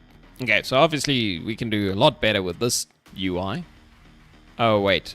I also didn't rebalance the characters. Okay. Let's go in here. And let's look at the character data. Is there anything ridiculous? So the armor value for the knight, we can give him like 5 armor. That doesn't seem too bad. Health regen 1, and a lot of HP. Movement speed, damage, that's okay. Yeah, I kind of like this. The other things like wisdom and stuff, he'll have to get that over time. Let's remove his item, because that item is also just broken and there's no real reason for them to have items. Okay, so the ranger, let's give her a little bit less damage, like 8 damage. She's quite fast. Max health, that's fine. Crit chance, she should have some crit chance. Let's give her 15%. And damage 20%. Right. Should she have some dodge chance as well? She's nimble, right? So let's give her like 10% dodge chance as well. Very slow health regen. Let's give her negative armor. -2 armor. Right? So she can obviously work to improve that, but you know, she gets all these stats, so she might as well get less armor as well. So she takes additional damage. You know, along with the fact that she didn't have a lot of health to begin with. Lifesteal 2, that's okay. So she doesn't really heal from regen, but she can heal from lifesteal. Skill points and all that stuff should reset, so that seems reasonable. Okay, what does the wizard do? So the wizard also, I think attack cooldown and attack speed. Yeah, something is not right here. So let's make the attack cooldown 1.5. We're just gonna test that and leave the attack speed 0. But the base cooldown is lower, so she should attack a bit faster. It should feel better. Okay, the wizard. Damage, 30 damage. That's a lot of base damage. Let's take it down to 20. There's really no reason for him to do that much damage. Movement speed, slow, attack speed, okay. Crit chance, nothing. Dodge chance, nothing. Armor, 0. Health regen, nothing. He really doesn't have anything going for him. Wisdom, 50. So he's super high wisdom. That's okay. We can work with that. So he gains experience way faster, at least, which means you'll have more opportunity to increase these stats. Let's make him do 25 damage, just so that you 2-shot a totem. Otherwise, it's going to feel pretty bad since you are slow and all the other problems that you have already.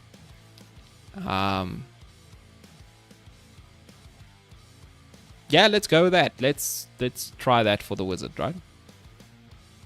The wisdom, I'm not sure how to balance this, right? If you think about it, it's like how good is the wisdom actually?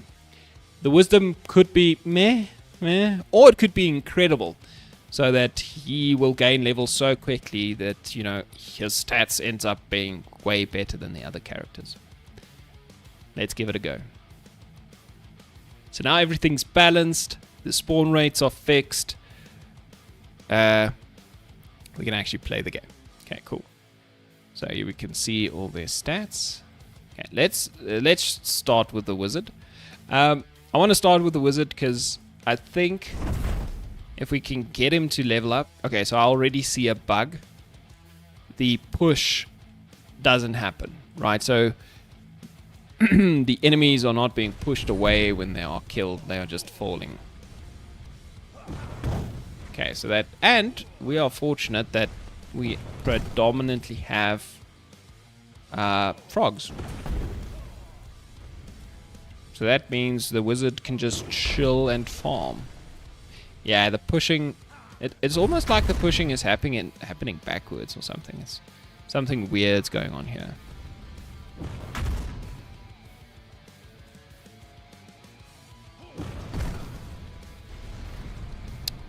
Yeah. So, with my whole changing the way damage is applied, I probably accidentally changed the way the push is calculated somehow.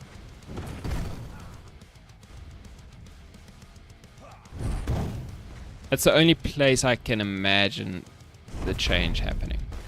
But, I mean, we are farming experience like nobody's business. We're already level 5. Let's stand over here. Then they can come at me quicker. So obviously level 1 is not the ideal level to do this, because there's really not a lot of enemies coming from one totem. Oops. Yeah, no, we definitely need to go fix the... But generally speaking... Okay, let's get rid of the totem. Let's continue with the game.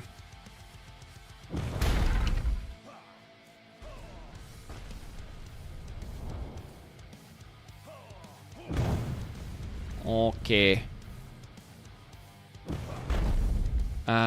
Who's this? A ban evader. Cheap viewers. No, thank you. Ban. Go away.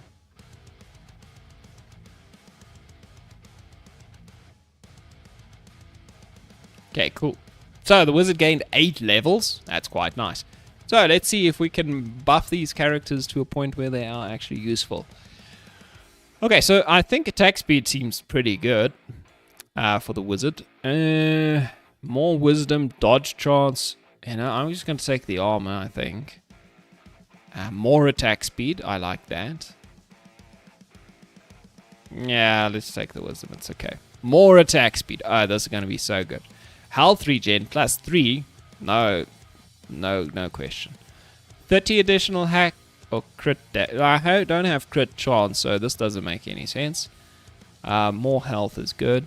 And are we going with dodge? I don't think we are. 1 extra damage feels meh on the wizard with 25 damage already. Let's start building up some dodge, I think. Okay. Okay, let's look at the chicken. Critical damage, critical chance, or dodge chance. I mean, this is just a big number. I'm going to click that one. Damage plus 2. That's good. I like that. Health regen plus 1. Let's go with that. So, yeah, okay. The wizard has more health regen at this point. But anyway. Okay.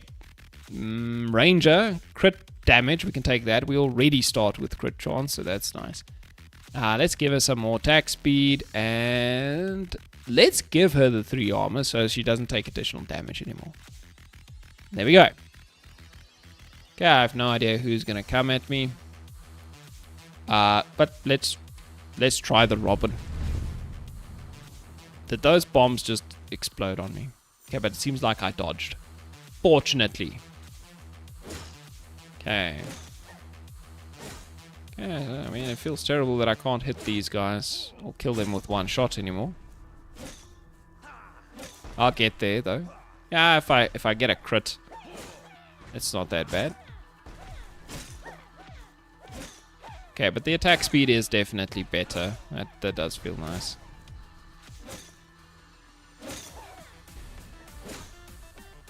It's interesting that those guys still get stuck in their attack animation sometimes. Okay. Okay, so this is definitely my weakness. It's totems.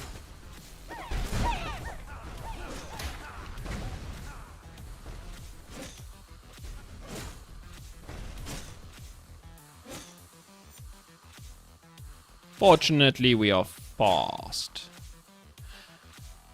Okay, so what have we identified? We clearly have a problem with the enemies not falling the way they should be.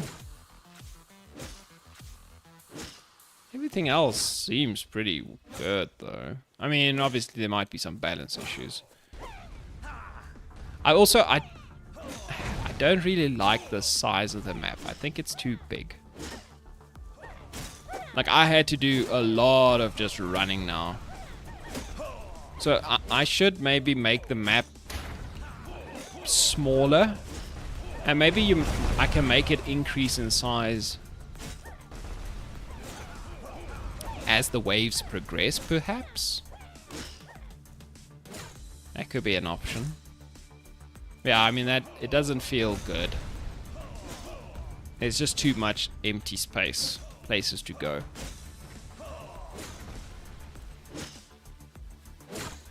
And lost frog, I think. Wham! Okay, great. Okay, more movement speed, that seems unreasonable. Right, let's go with some dodge chance, I think. Critical chance, yeah, that's nice. Attack speed, that's nice. More critical chance. Yes, let's do it. Flat damage, that'll help a lot with the totem, so let's do that one. The knight. Let's go with movement speed. Okay, let's actually select the knight for a level. See what's up. Yeah, so this is kind of, I don't like this, right? You're just running around looking for the next totem to slay. Okay. And also, I feel like there's too much room to, to evade enemies. Like, you can just run and ignore them, right? So this is now gameplay problems, I guess. Which we'll figure out one day. Okay, so already on wave 3, the spawn rate for the frogs seems kinda ridiculous, I'll be honest.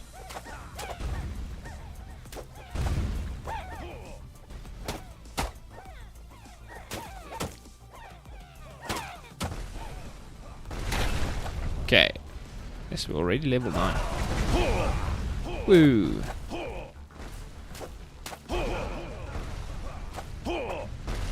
I'm not afraid of you. Yeah, so the knight's obviously not really too phased. I got a lot of health. I can take a beating. Okay, cool. So nobody else leveled up. I guess that's because we didn't really get... wasn't a large level differential, so... 30 additional max health seems very good. 3 health regen feels very good. Right, so now we're already on 5. More armor. Let's go. Movement speed is good, I guess. Ooh, that looks terrible. Okay, I need to go fix that. Yeah, actually, this more stats UI is not very good. I need to go and change that, actually. More damage, that's nice. And more damage, right. Flat damage is good if you don't have crits. I have critical damage, I just don't have critical chance. Okay, let's take the owl and let's go farm a bit.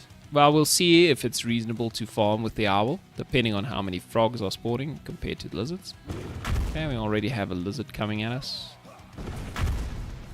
Okay, so it seems like we have a 1-to-2 ratio, so there's quite a lot of lizards.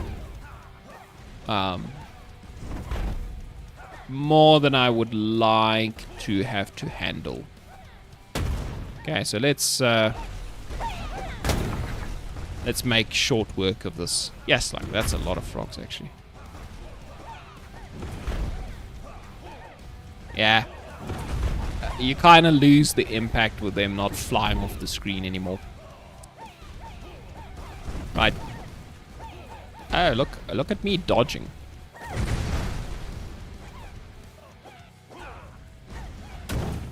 Take that. Oh, what? I missed. Oh, jeez. Guess these frogs are relentless. Damn. Taking too many bombs to my face. Get out of my face, you damn lizards. Thank you. Now that I think about it, I think so that problem we had with the lizards not being able to attack you, I think we have a similar problem with the crocodile, actually. Because he also does melee damage, and I changed the way he checks whether or not he does damage to use that check sphere as well. And the check sphere... Am I just gonna die now? No, I will not. I will survive. I have health regen. I should not get hit by a bomb. 20 HP is a bit low. Ah, I did it. I've done it. Oh, more health regen. No, yes, please. Yeah, let's do that. Attack speed is actually kind of nice. Let's take that. And damage, again, not a great reason for that. Let's take some more health. Lifesteal 2%. That's going to mean a lot for the wizard. So let's go with that.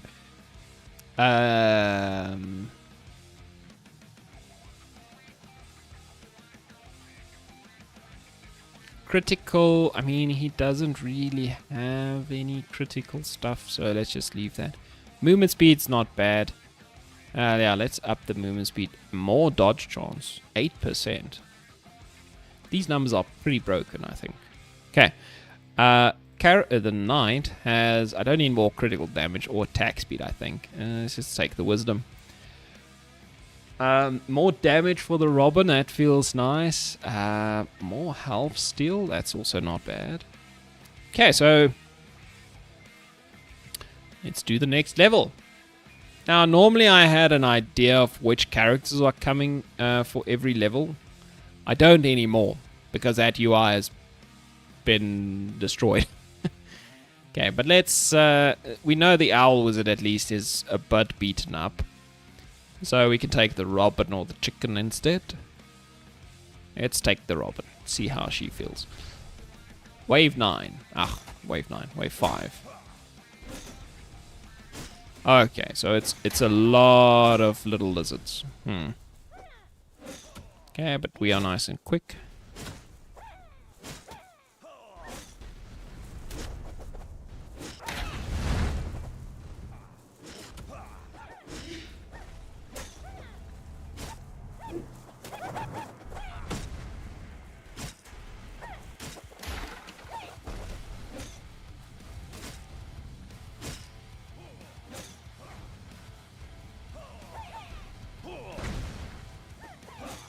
Yes, like it. It's amazing how many enemies spawn now. I guess that's just kind of gonna happen if I keep increasing the amount of totems by 1 for every single level, right? It literally just adds a multiplier to every wave.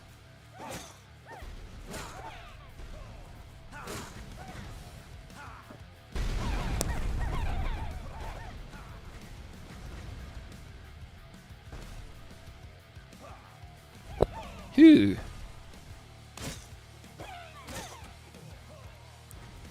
I'm taking a lot of damage. I'm not sure where I took that. Maybe when I sneezed.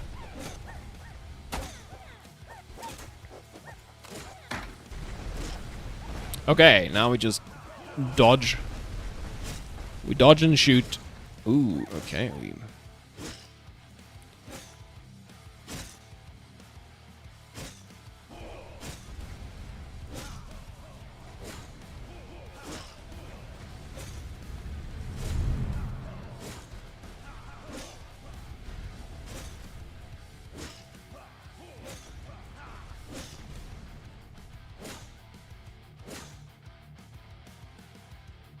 No skill points left. Okay, so we're getting close to the point where we actually need to use the characters to level them up. Okay, but let's take damage for this guy. More attack speed. That's good. More health steal. I actually don't know. Hey, Mr. Human Limits. How's it going? Life steal. Let's see. 3. Oh, we can bump that up. Critical chance. Yes. Dodge chance. Health regen. Movement speed. Yeah, let's up the dodge chance. Okay, chicken. Let's go. It's your turn. Your time to shine.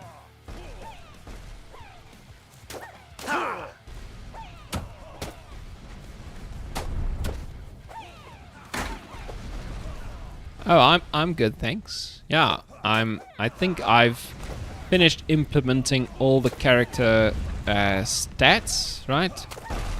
So you can use any of the stats now. They all work. They do something that's useful.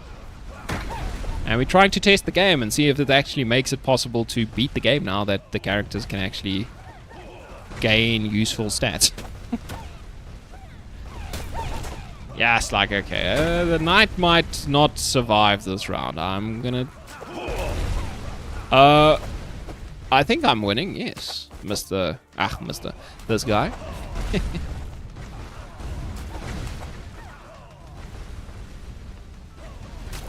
You're having a home party, Mr. Human Limits. That's nice. It's nice. It's almost weekend again. I can't wait. Yeah, this guy, as you can see, the game is working. And all the stats are working. So I'm happy. Yes, like it. The balance is just not a thing in this game. Like, how in the world am I supposed to destroy or kill this many frogs without getting annihilated as the knight? Jeez, like, yeah, we need some extra special juice for the knight to be able to do this. Yeah. Okay, let's try to not die. I'm just gonna get the totems.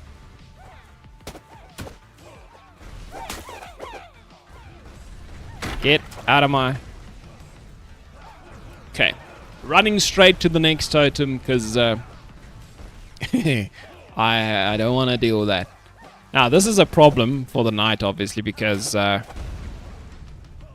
do have to deal with that. The only way I can get another character in here now is if he dies. And I don't necessarily want him to die at the moment, because he takes a while to respawn. Okay, we got it.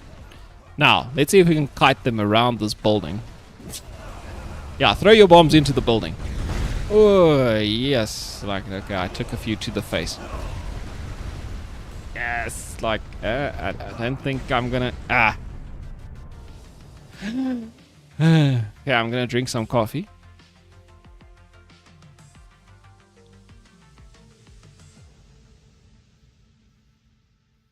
Okay. This situation calls for a fireball.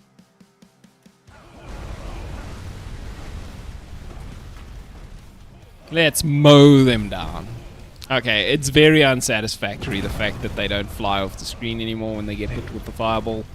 They just kind of fall to the ground. Yeah, we need to go fix that. Okay.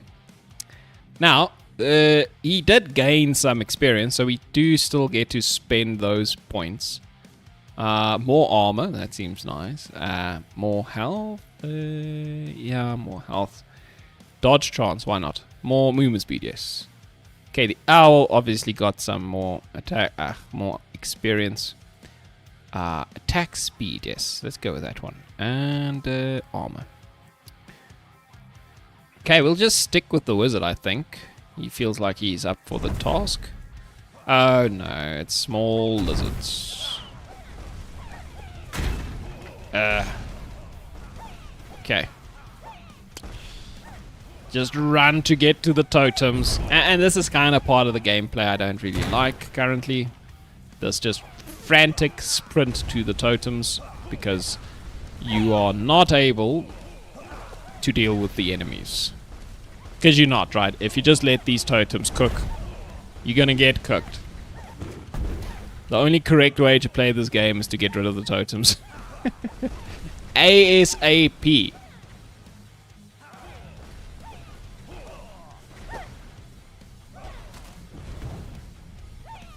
Fortunately, the wizards got the right tools for the job.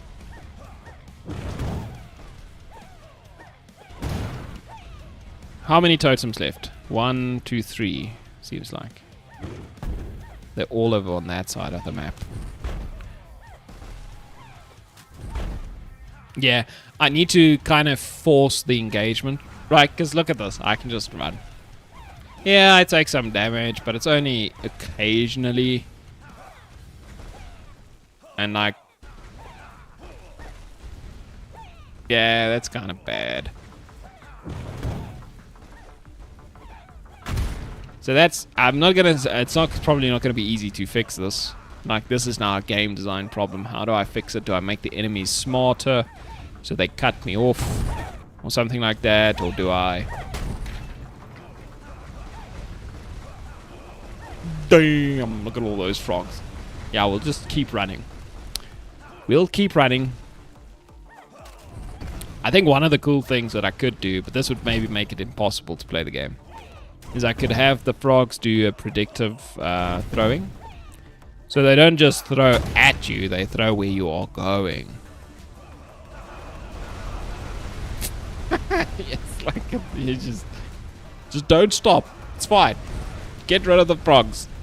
You have the power. And the wizard does have the power, indeed.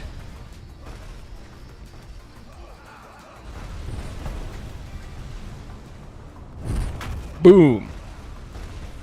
What's my frame rate? Let's see. It is 150 apparently. Okay, but I obviously got rid of a bunch of frogs. Okay, let's actually look at that for the next round. We'll take the ranger, I think. The frog, the wizard can go sit on the side a bit. Let's give him lifesteal, movement speed, some wisdom, attack speed, max health. Let's actually look at his stats. Armor, damage.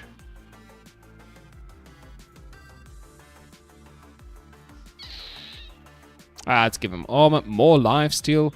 I think lifesteal is completely broken for the wizard. Because he does massive AoE, he gets to heal a lot. Attack speed, more lifesteal because it's completely broken. Okay, let's see. Robin, you also got some stats. Crit chance, wisdom. It's up the wisdom. She has no wisdom, right? More lifesteal or attack speed. Let's just do the lifesteal. Okay, let's go. Let's take the Robin. Okay, let's see what our frames get down to. Okay, fortunately we took the Robin because it seems like it's a lizard heavy level. Whoa, there's another totem down here that I missed. Where's the other camp? Oh, it's like way down here. Okay.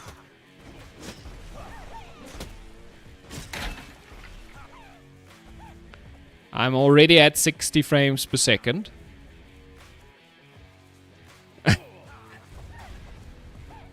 It's completely playable. 49, that's completely playable.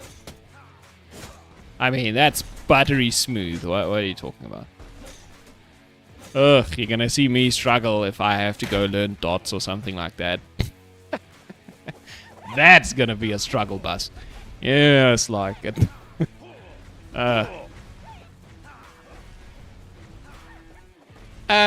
40, like if it's not dipping too much below 50, but I think it's because I run away. I remember there's some optimizations I do when they are off screen.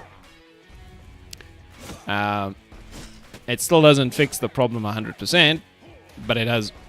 Oh yeah, you can hear the sound is already an issue.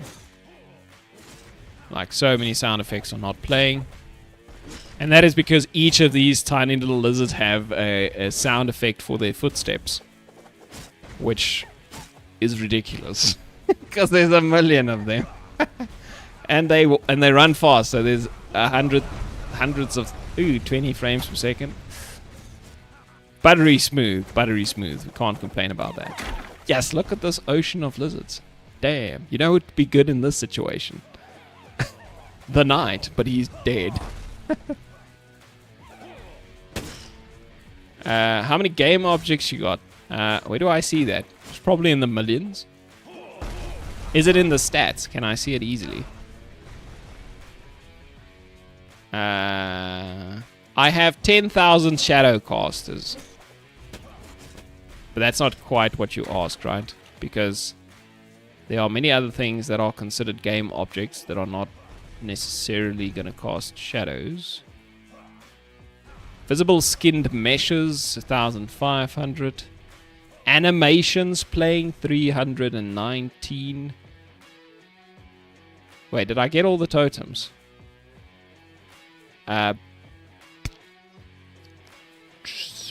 There's 20 million vertices. Or verts? I think it's vertices. But all those mean nothing, because there are 30 frames, and that's the only number that really matters. Yeah, look at this. Woo! Damn! Okay, let's not fool around. I need to win this round. Fortunately, I have my incredible ballista shot archer. It just takes out lines of enemies. If they weren't so damn tough, why are they not dying faster? There we go, back up to 50 frames per second. We've done it.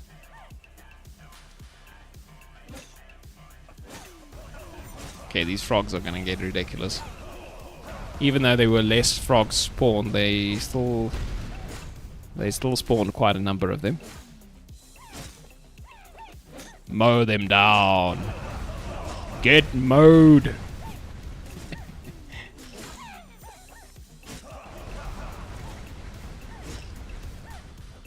Now there's only 5 million vertices. No problem. GPU can chew through that. No time at all. Yeah, back to 100 frames per second. Completely playable. I might have to limit the amount of enemies spawn. Just like it. What the hell are they doing? 20 damage. Okay, these are big boy frogs. I need to be careful. Don't want to just die. Okay, the chicken is alive again. That's good. Let's give him some lifesteal. Maybe that helps. And, yeah, some more lifesteal. 12 levels? Okay. That's, interesting. There's even limits. Is your cutoff 5 frames per second? That sounds reasonable.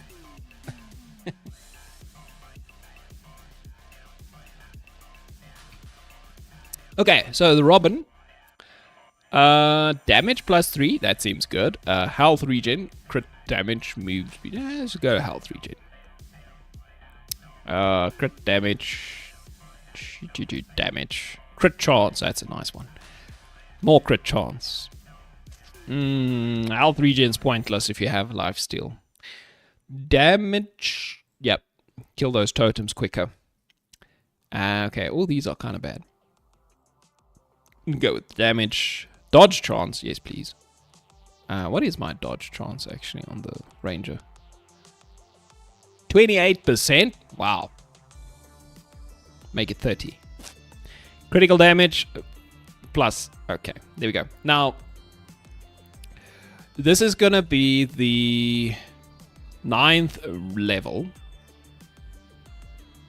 Okay, so that means we shouldn't let anybody die now, because the next level is the boss, and there won't be any opportunities to respawn. And the boss is going to be broken, isn't he?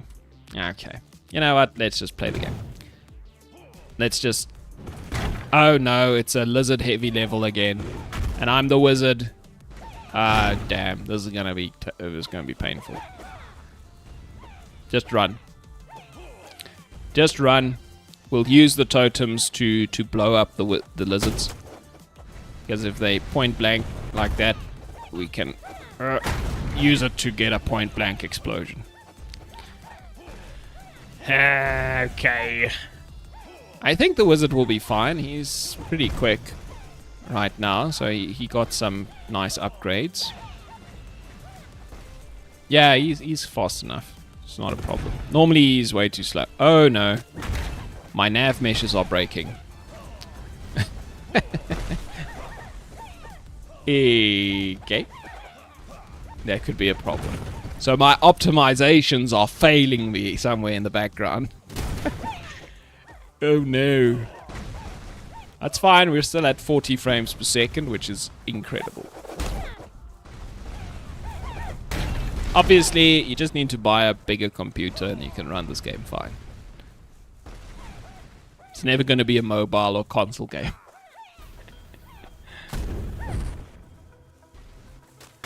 Yes, and the sound effects are also completely broken. Like, I think I just need to remove the footstep sounds. Like, your character can have footsteps, but having them on all the enemies might be a bit too much. Where is this other totem? Ugh.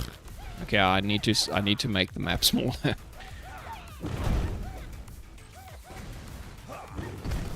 Completely missed that one.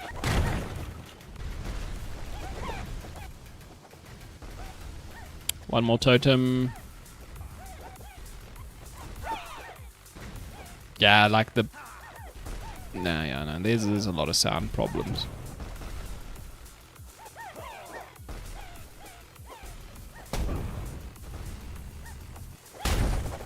Okay. I just need to get rid of the frogs without accidentally getting blown up. This is a job for... a frog. Our frog slaying man, the wizard. Okay, 2 more frogs left.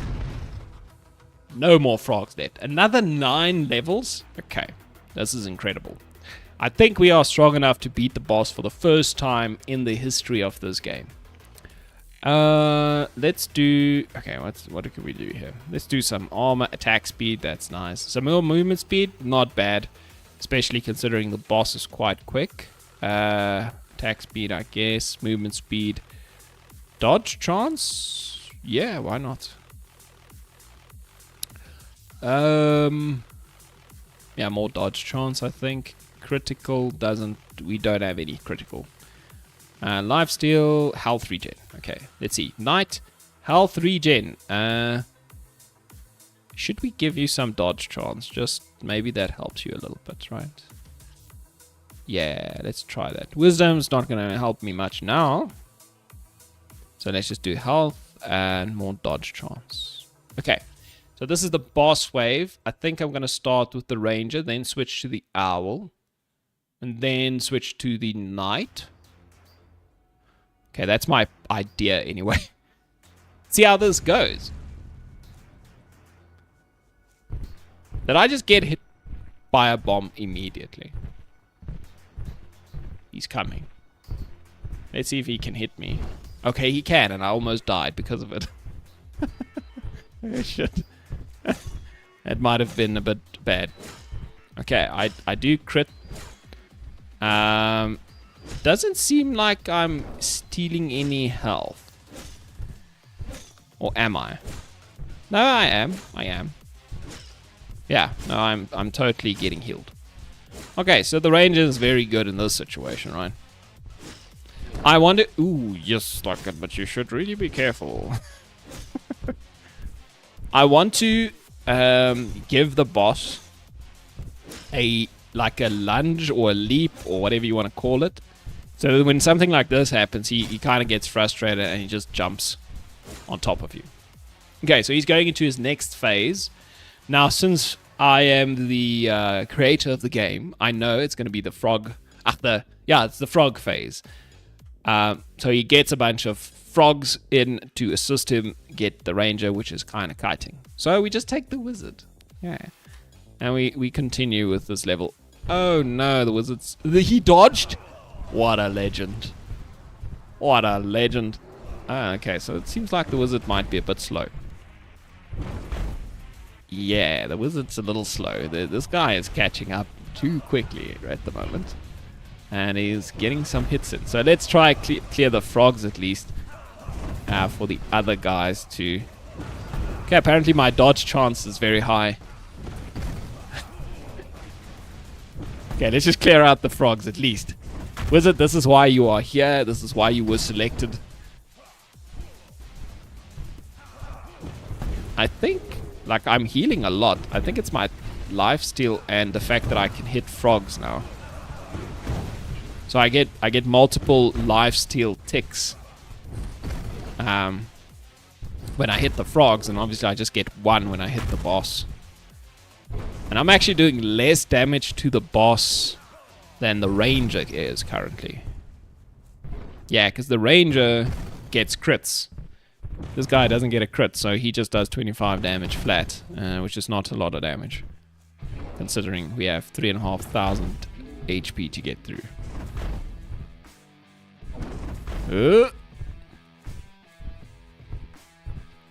Why am I not able to get away?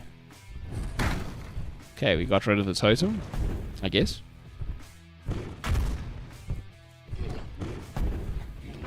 How am I dodging so often? I think my dodge chance might be a bit high. I definitely have quite a bit higher attack speed, I can tell you. That was a lot of damage. Come on, just flip and go to your next phase, my man. Yeah, okay, the wizard is not good at this. At all. The crocodile, I mean... It's like, this is now a balance and design problem, right?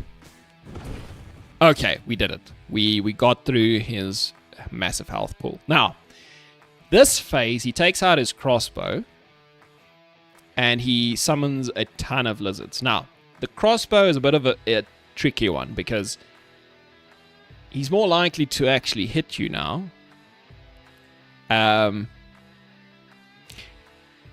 But he does far less damage, right? So the ranger could have a tough time at this, because she's very squishy. And since there's a lot of lizards coming at me, I'm just going to take out the chicken knight. Okay, he is full health, so he's not afraid of a couple of crossbow bolts hitting him. Yeah, there's a lot of lizards. Oh, jeez. Okay, let's just get through this. Damn.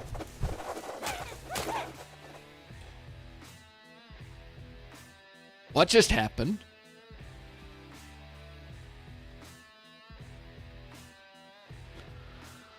I think this is the bolt. Ah, damn it, I knew this was gonna be a problem. I wondered why I didn't implement this. So what happens is the bolt gets stuck into the character, and then it can continuously apply damage. Yeah, the bolt from the crossbow bolt. So it hit me, it got stuck inside of the chicken. But now the colliders are overlapping, and on each, it basically applied damage each frame. Which obviously made me lose all my health very quickly. Okay, so this is kind of backfiring. I think the ranger might have a chance here. Let's try that. Okay, so at least we're faster than the lizards. Now we're not faster than the lizards. These lizards are speedy boys. These are speedy boy lizards. Okay, but we can deal with them. It's not a problem. And I think if that guy shoots me even once, and the bolt gets stuck in the character, I'm cooked. Don't cook me. Oh! He cooked me. I'm cooked. Are we not gonna beat the boss because of a bug? Ah, that's sad. Okay. This is not gonna go well. This is not gonna go well. Okay, let's look for a totem to explode against.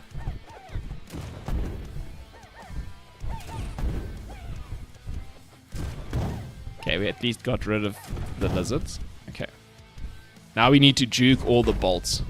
Let's see, if we just run in a circle, I don't think he's clever enough to aim.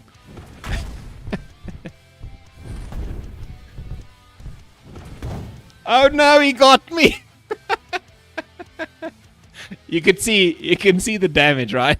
being applied instantly, like a million ticks. Ah, damn it. We almost got the boss. Shit.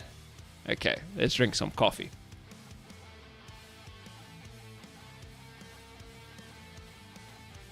Okay. So we have a couple of problems. One of the problems is the knockback on the enemies. The knockback is not working, so I need to fix that. And the crocodile boss has an infinite damage glitch that he likes to employ when he gets his crossbow out. Ah, thanks, man. I appreciate that. Well, thanks, guy. Okay. Did somebody clip that? Need to make the YouTube shorts, you know, for the exposure.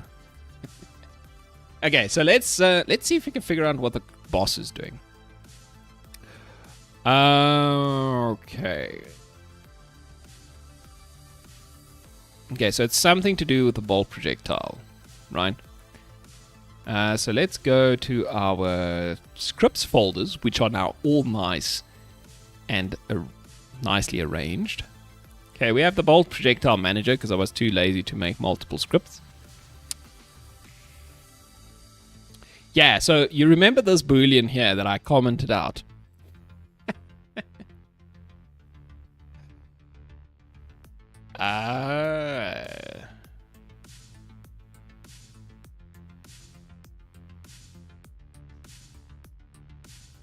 Okay, I completely understand what I need to do here. So can do damage. It starts off as true, so when the thing spawns, it can do damage, right? And then do damage can only be called if can do damage is true.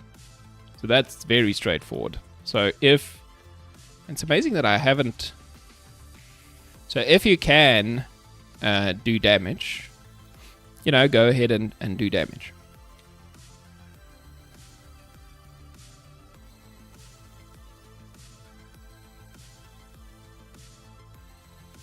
Yeah, that's interesting. And when you do damage,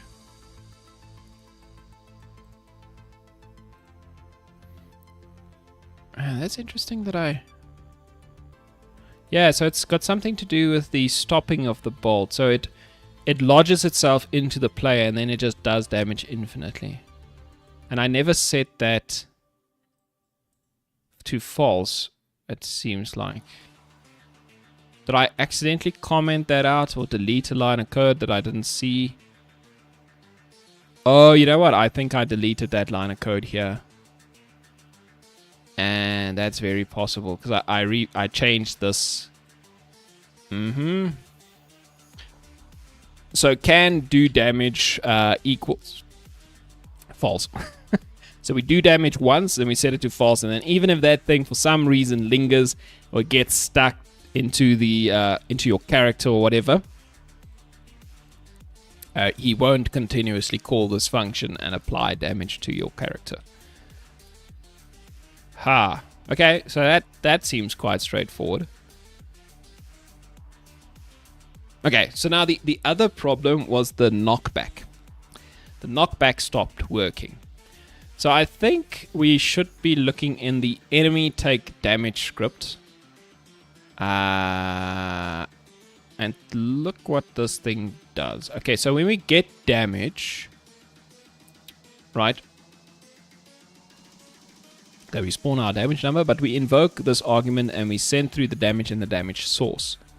Right, the damage source is where the damage came from, the position, basically, because that's used to calculate the direction of the pushing. Okay, so let's see on who's referencing this. So I think it's okay. So obviously it's state machines and managers because that's the way I roll. Okay, so let's see. So we get our event arguments here. And okay, this is just for the lifesteal. Then we subtract our health.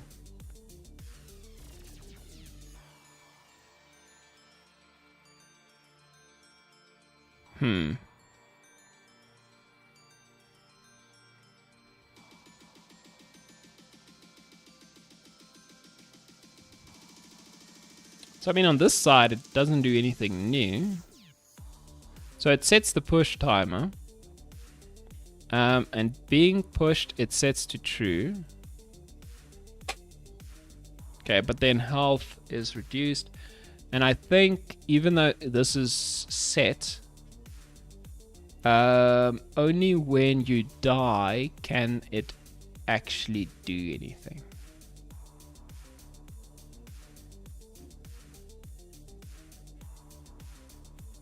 I think that's in the movement script, actually.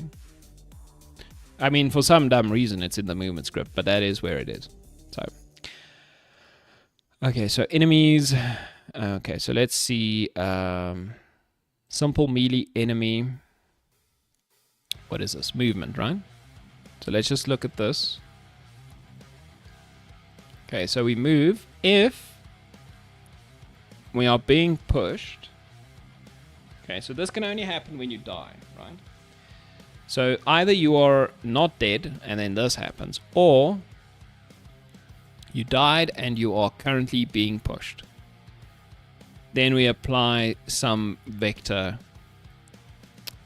We calculate some push direction and we push you somewhere. So the being pushed push direction is 0. Okay, fine. So it starts out as 0 and then we change it, right?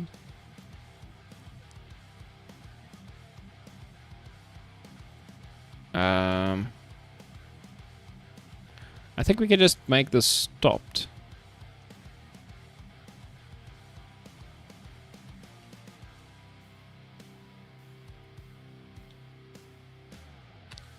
Is stopped equals true. I think that's better. Oh, push force. There's the problem. It gets the character damage from the player manager, and I removed that. Okay. So this, it shouldn't get from there. Yeah. So we have this push direction.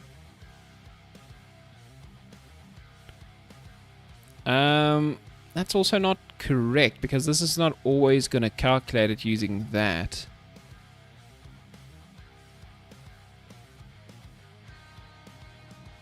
Huh, that's interesting because I thought... Okay, let's go look at the frog. But this is definitely the problem. It's getting the push force from character damage, which is not a thing anymore. I mean, it can be a thing, but yeah, it's not quite a thing. We can go change this. Not to return character damage, but to maybe go get character damage.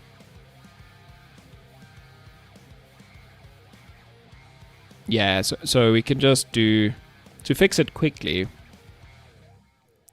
what we can do is... return... get selected character.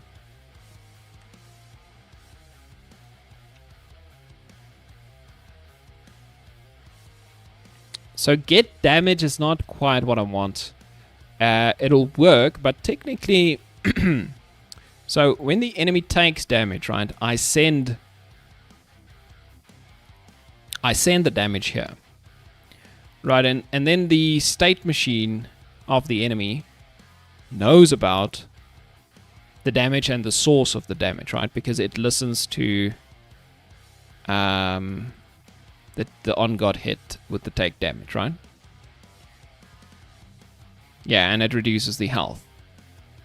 So this thing should technically then go and... Oh, geez. And this is now where the way I made my players work is kind of bad. But technically it should just tell this thing, look, this is the amount of damage. And this is the position.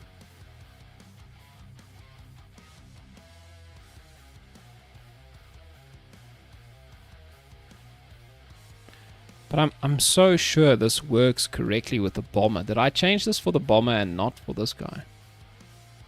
Let's go look at the bomber. Ah, yes, I did. I get the push force location.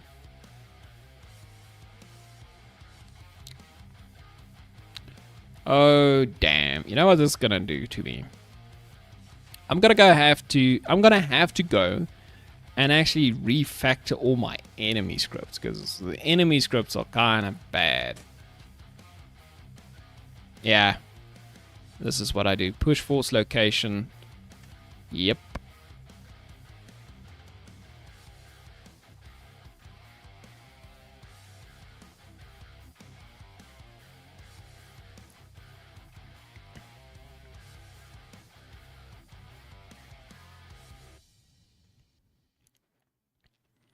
Okay, so we need push force location, and technically we need push force itself. But let's see, do we not have a movement? Yes, this is so flippin' disgusting anyway. Push source location, so we could easily do private float push force, right? You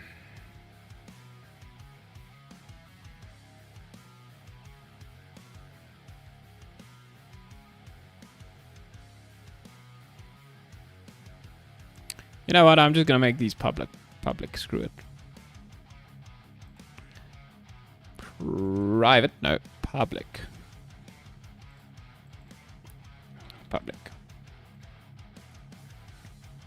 Right, and then we don't do this. That's pointless. We just do this state machine push source location dot position, and here we do a RBE state machine dot push force. There we go. And then over here we just set the push force equal to E dot damage. Right, this will fix the problem for now, and then eventually I will have to come and refactor all of this nonsense. Yeah, so here we also should have a push force location. So public transform, I guess. Push force. Wait, what did I call this? Can I call it at least the same thing? Push source location. Okay, that's okay. We just stick those two in there. Okay, then we just need to set push force equals E dot damage. Push source equals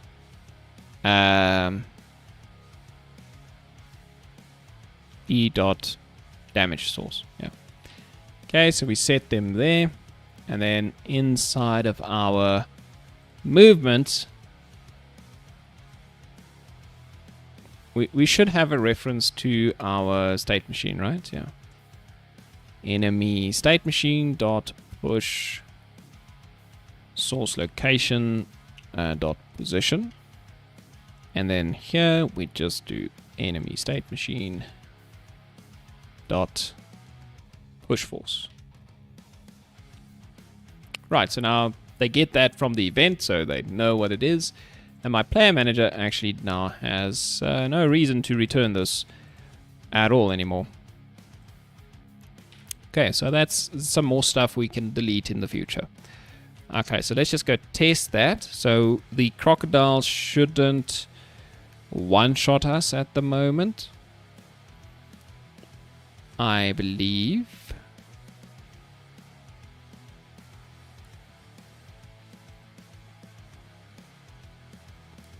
Oh, the crocodile still works with scriptable objects, I think.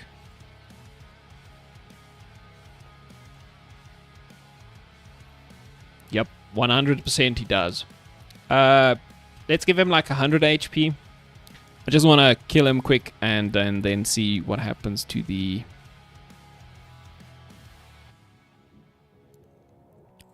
Okay, let's take the wizard, because I want to see them flying to the sides when the bomb hits them. Okay.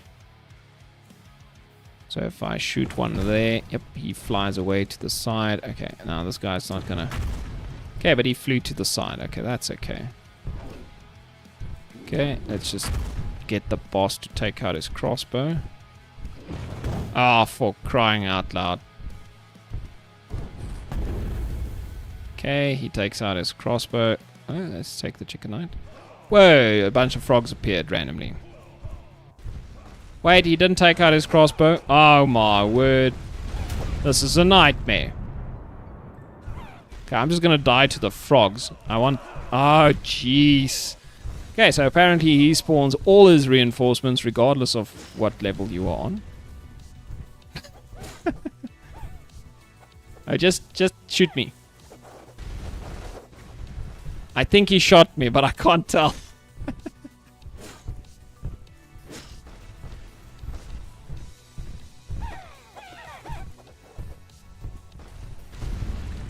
Yeah, it seems like he is shooting me, but yeah, I'm not dying instantly.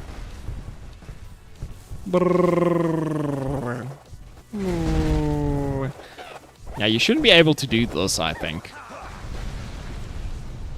Okay. Bugs fixed. Okay, boss, just disappear. Thank you.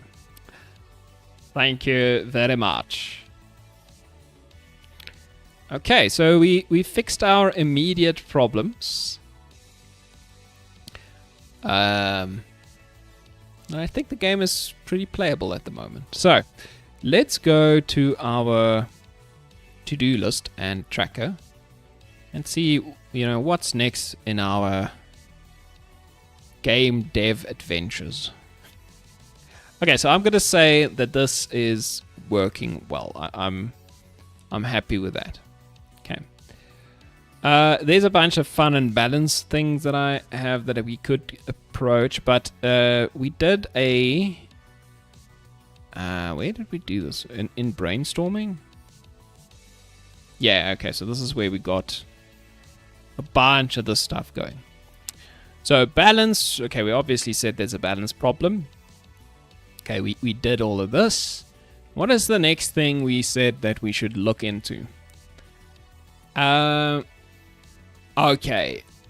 Benefits should apply differently to different characters. Now, this makes sense, right? Because what's currently happening is, if you are lucky and you get like HP regen or whatever, level 3 for the ranger, you could very quickly have more HP regen than the knight, for instance. Even though the knight starts out with more regen than you do. And that's potentially a balance issue as well. But I think it would be kind of cool if like health benefits the knight in some way more than it could benefit the ranger, let's say. So let's say, the standard health gains are 10, 20, and 30. But if you are the knight, it goes up from 10, 20, 30 to actually 20, 40, 60, right? It's double, for instance. I don't know. So that could be a way that we can do this, so that when you gain levels, some stats really stand out as being more beneficial to some characters than other stats, right? That's one way we could do it.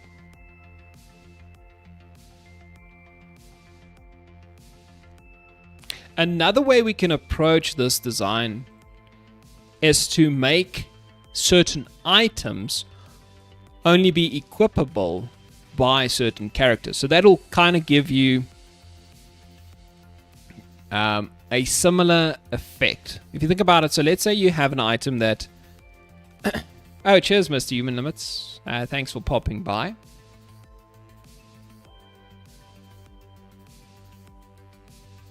Yeah, today went well. We got a lot done, I think.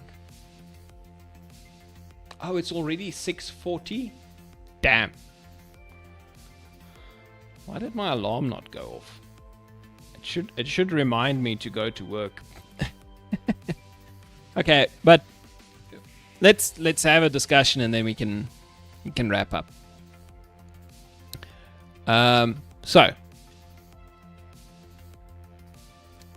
So you could have items that, for instance, are only equipable by the belts, by the knight. So what I'm thinking is like belt of strength or whatever. Like you have some belt item, right? And it's only equipable by the knight. And what does it do? It gives you an insane amount of additional health or armor or whatever the case might be.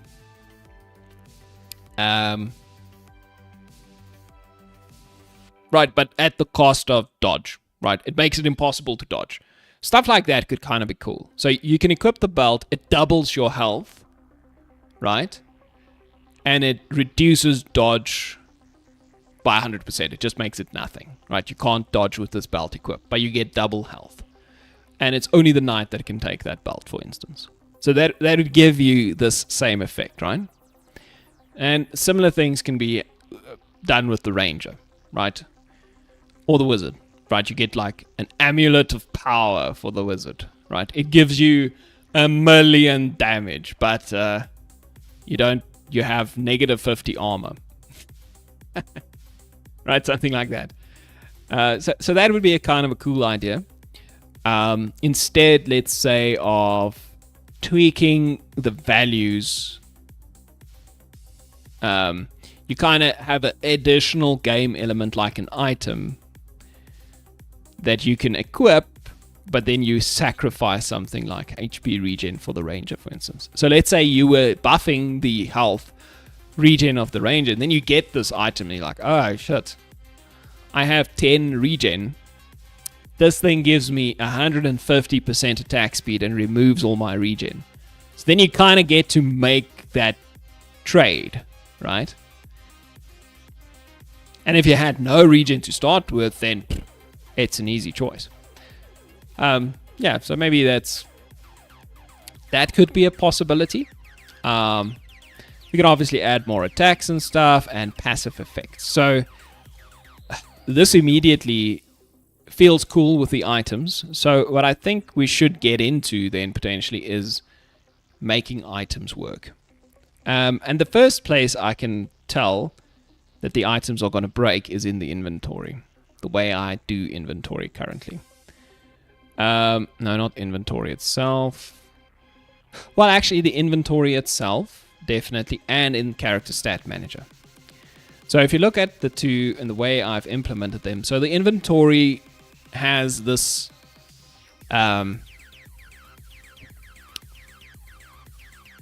this function, which basically just loops through all the equipped items.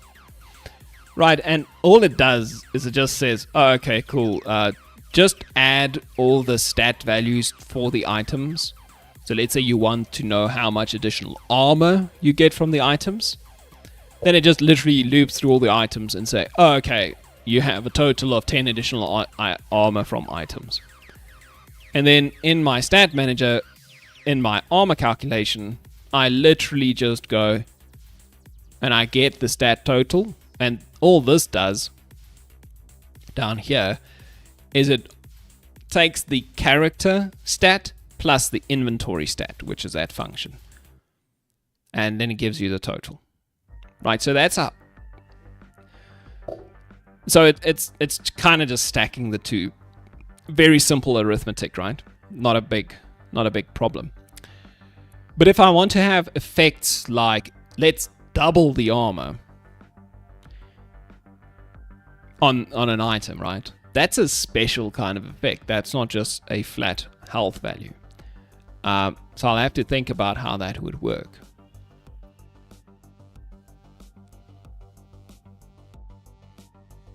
And if I have special effects like that, would it even be possible to have a generic scriptable object for items?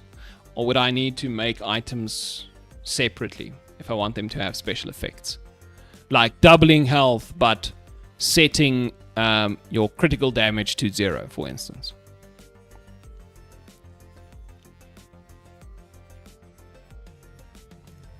That might also mean that these crit damage functions, like, at least it's all happening in a centralized location, so I did help myself out with that. Every single stat that ever gets used in the game comes from this class. So technically, at least I have it localized, so I don't have to go through all my scripts in all the different places to figure out how to apply any of these things.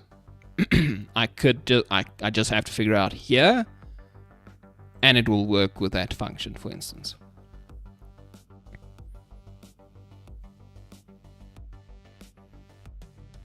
So I'm thinking maybe there's a way of having generic function names or something like that within each of the items, right? And these function names can be something like armor modification instead of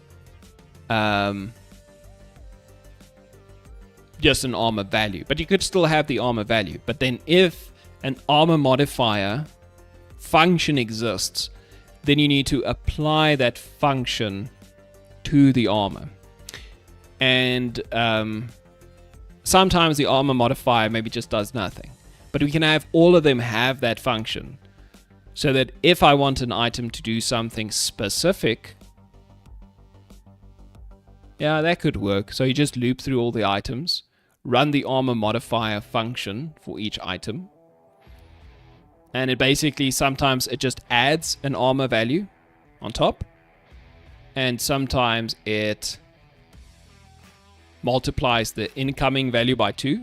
Something like that, maybe. Maybe that's a good idea.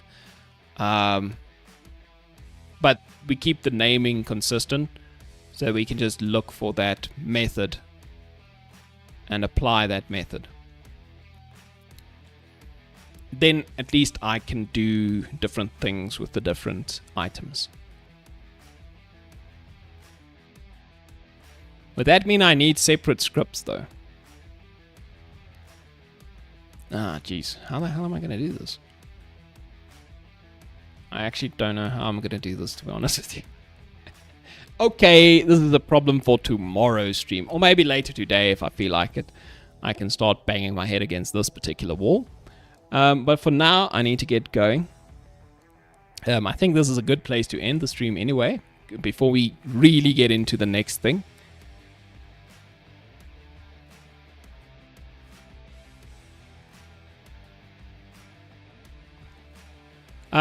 Yeah, we can try again tomorrow.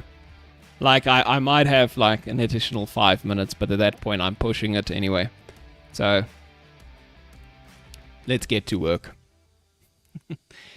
Thank you so much for joining me today, guys. Hope you have a good rest of your day. I need to figure out why my stream element, my overlay stopped working as well. But anyway, that's later me's problem. Let me show you the screen. Could I have raided somebody? I suppose I could have, right? GG, push toy. GG. There's 4 of you. We can send you off for a raid. Let's send you off to a raid. Well, if I can find somebody. If there's nobody that I follow, I'm just gonna leave it. It's fine.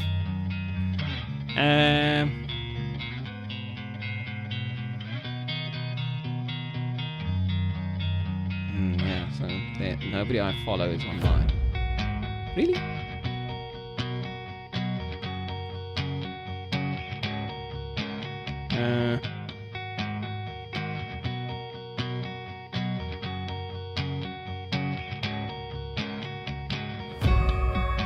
Is that possible? No, it doesn't seem possible. Maybe my raid thing is broken. Actually, they will apply. Okay then, I guess we just end it there. Thanks guys, see you tomorrow. Cheerio.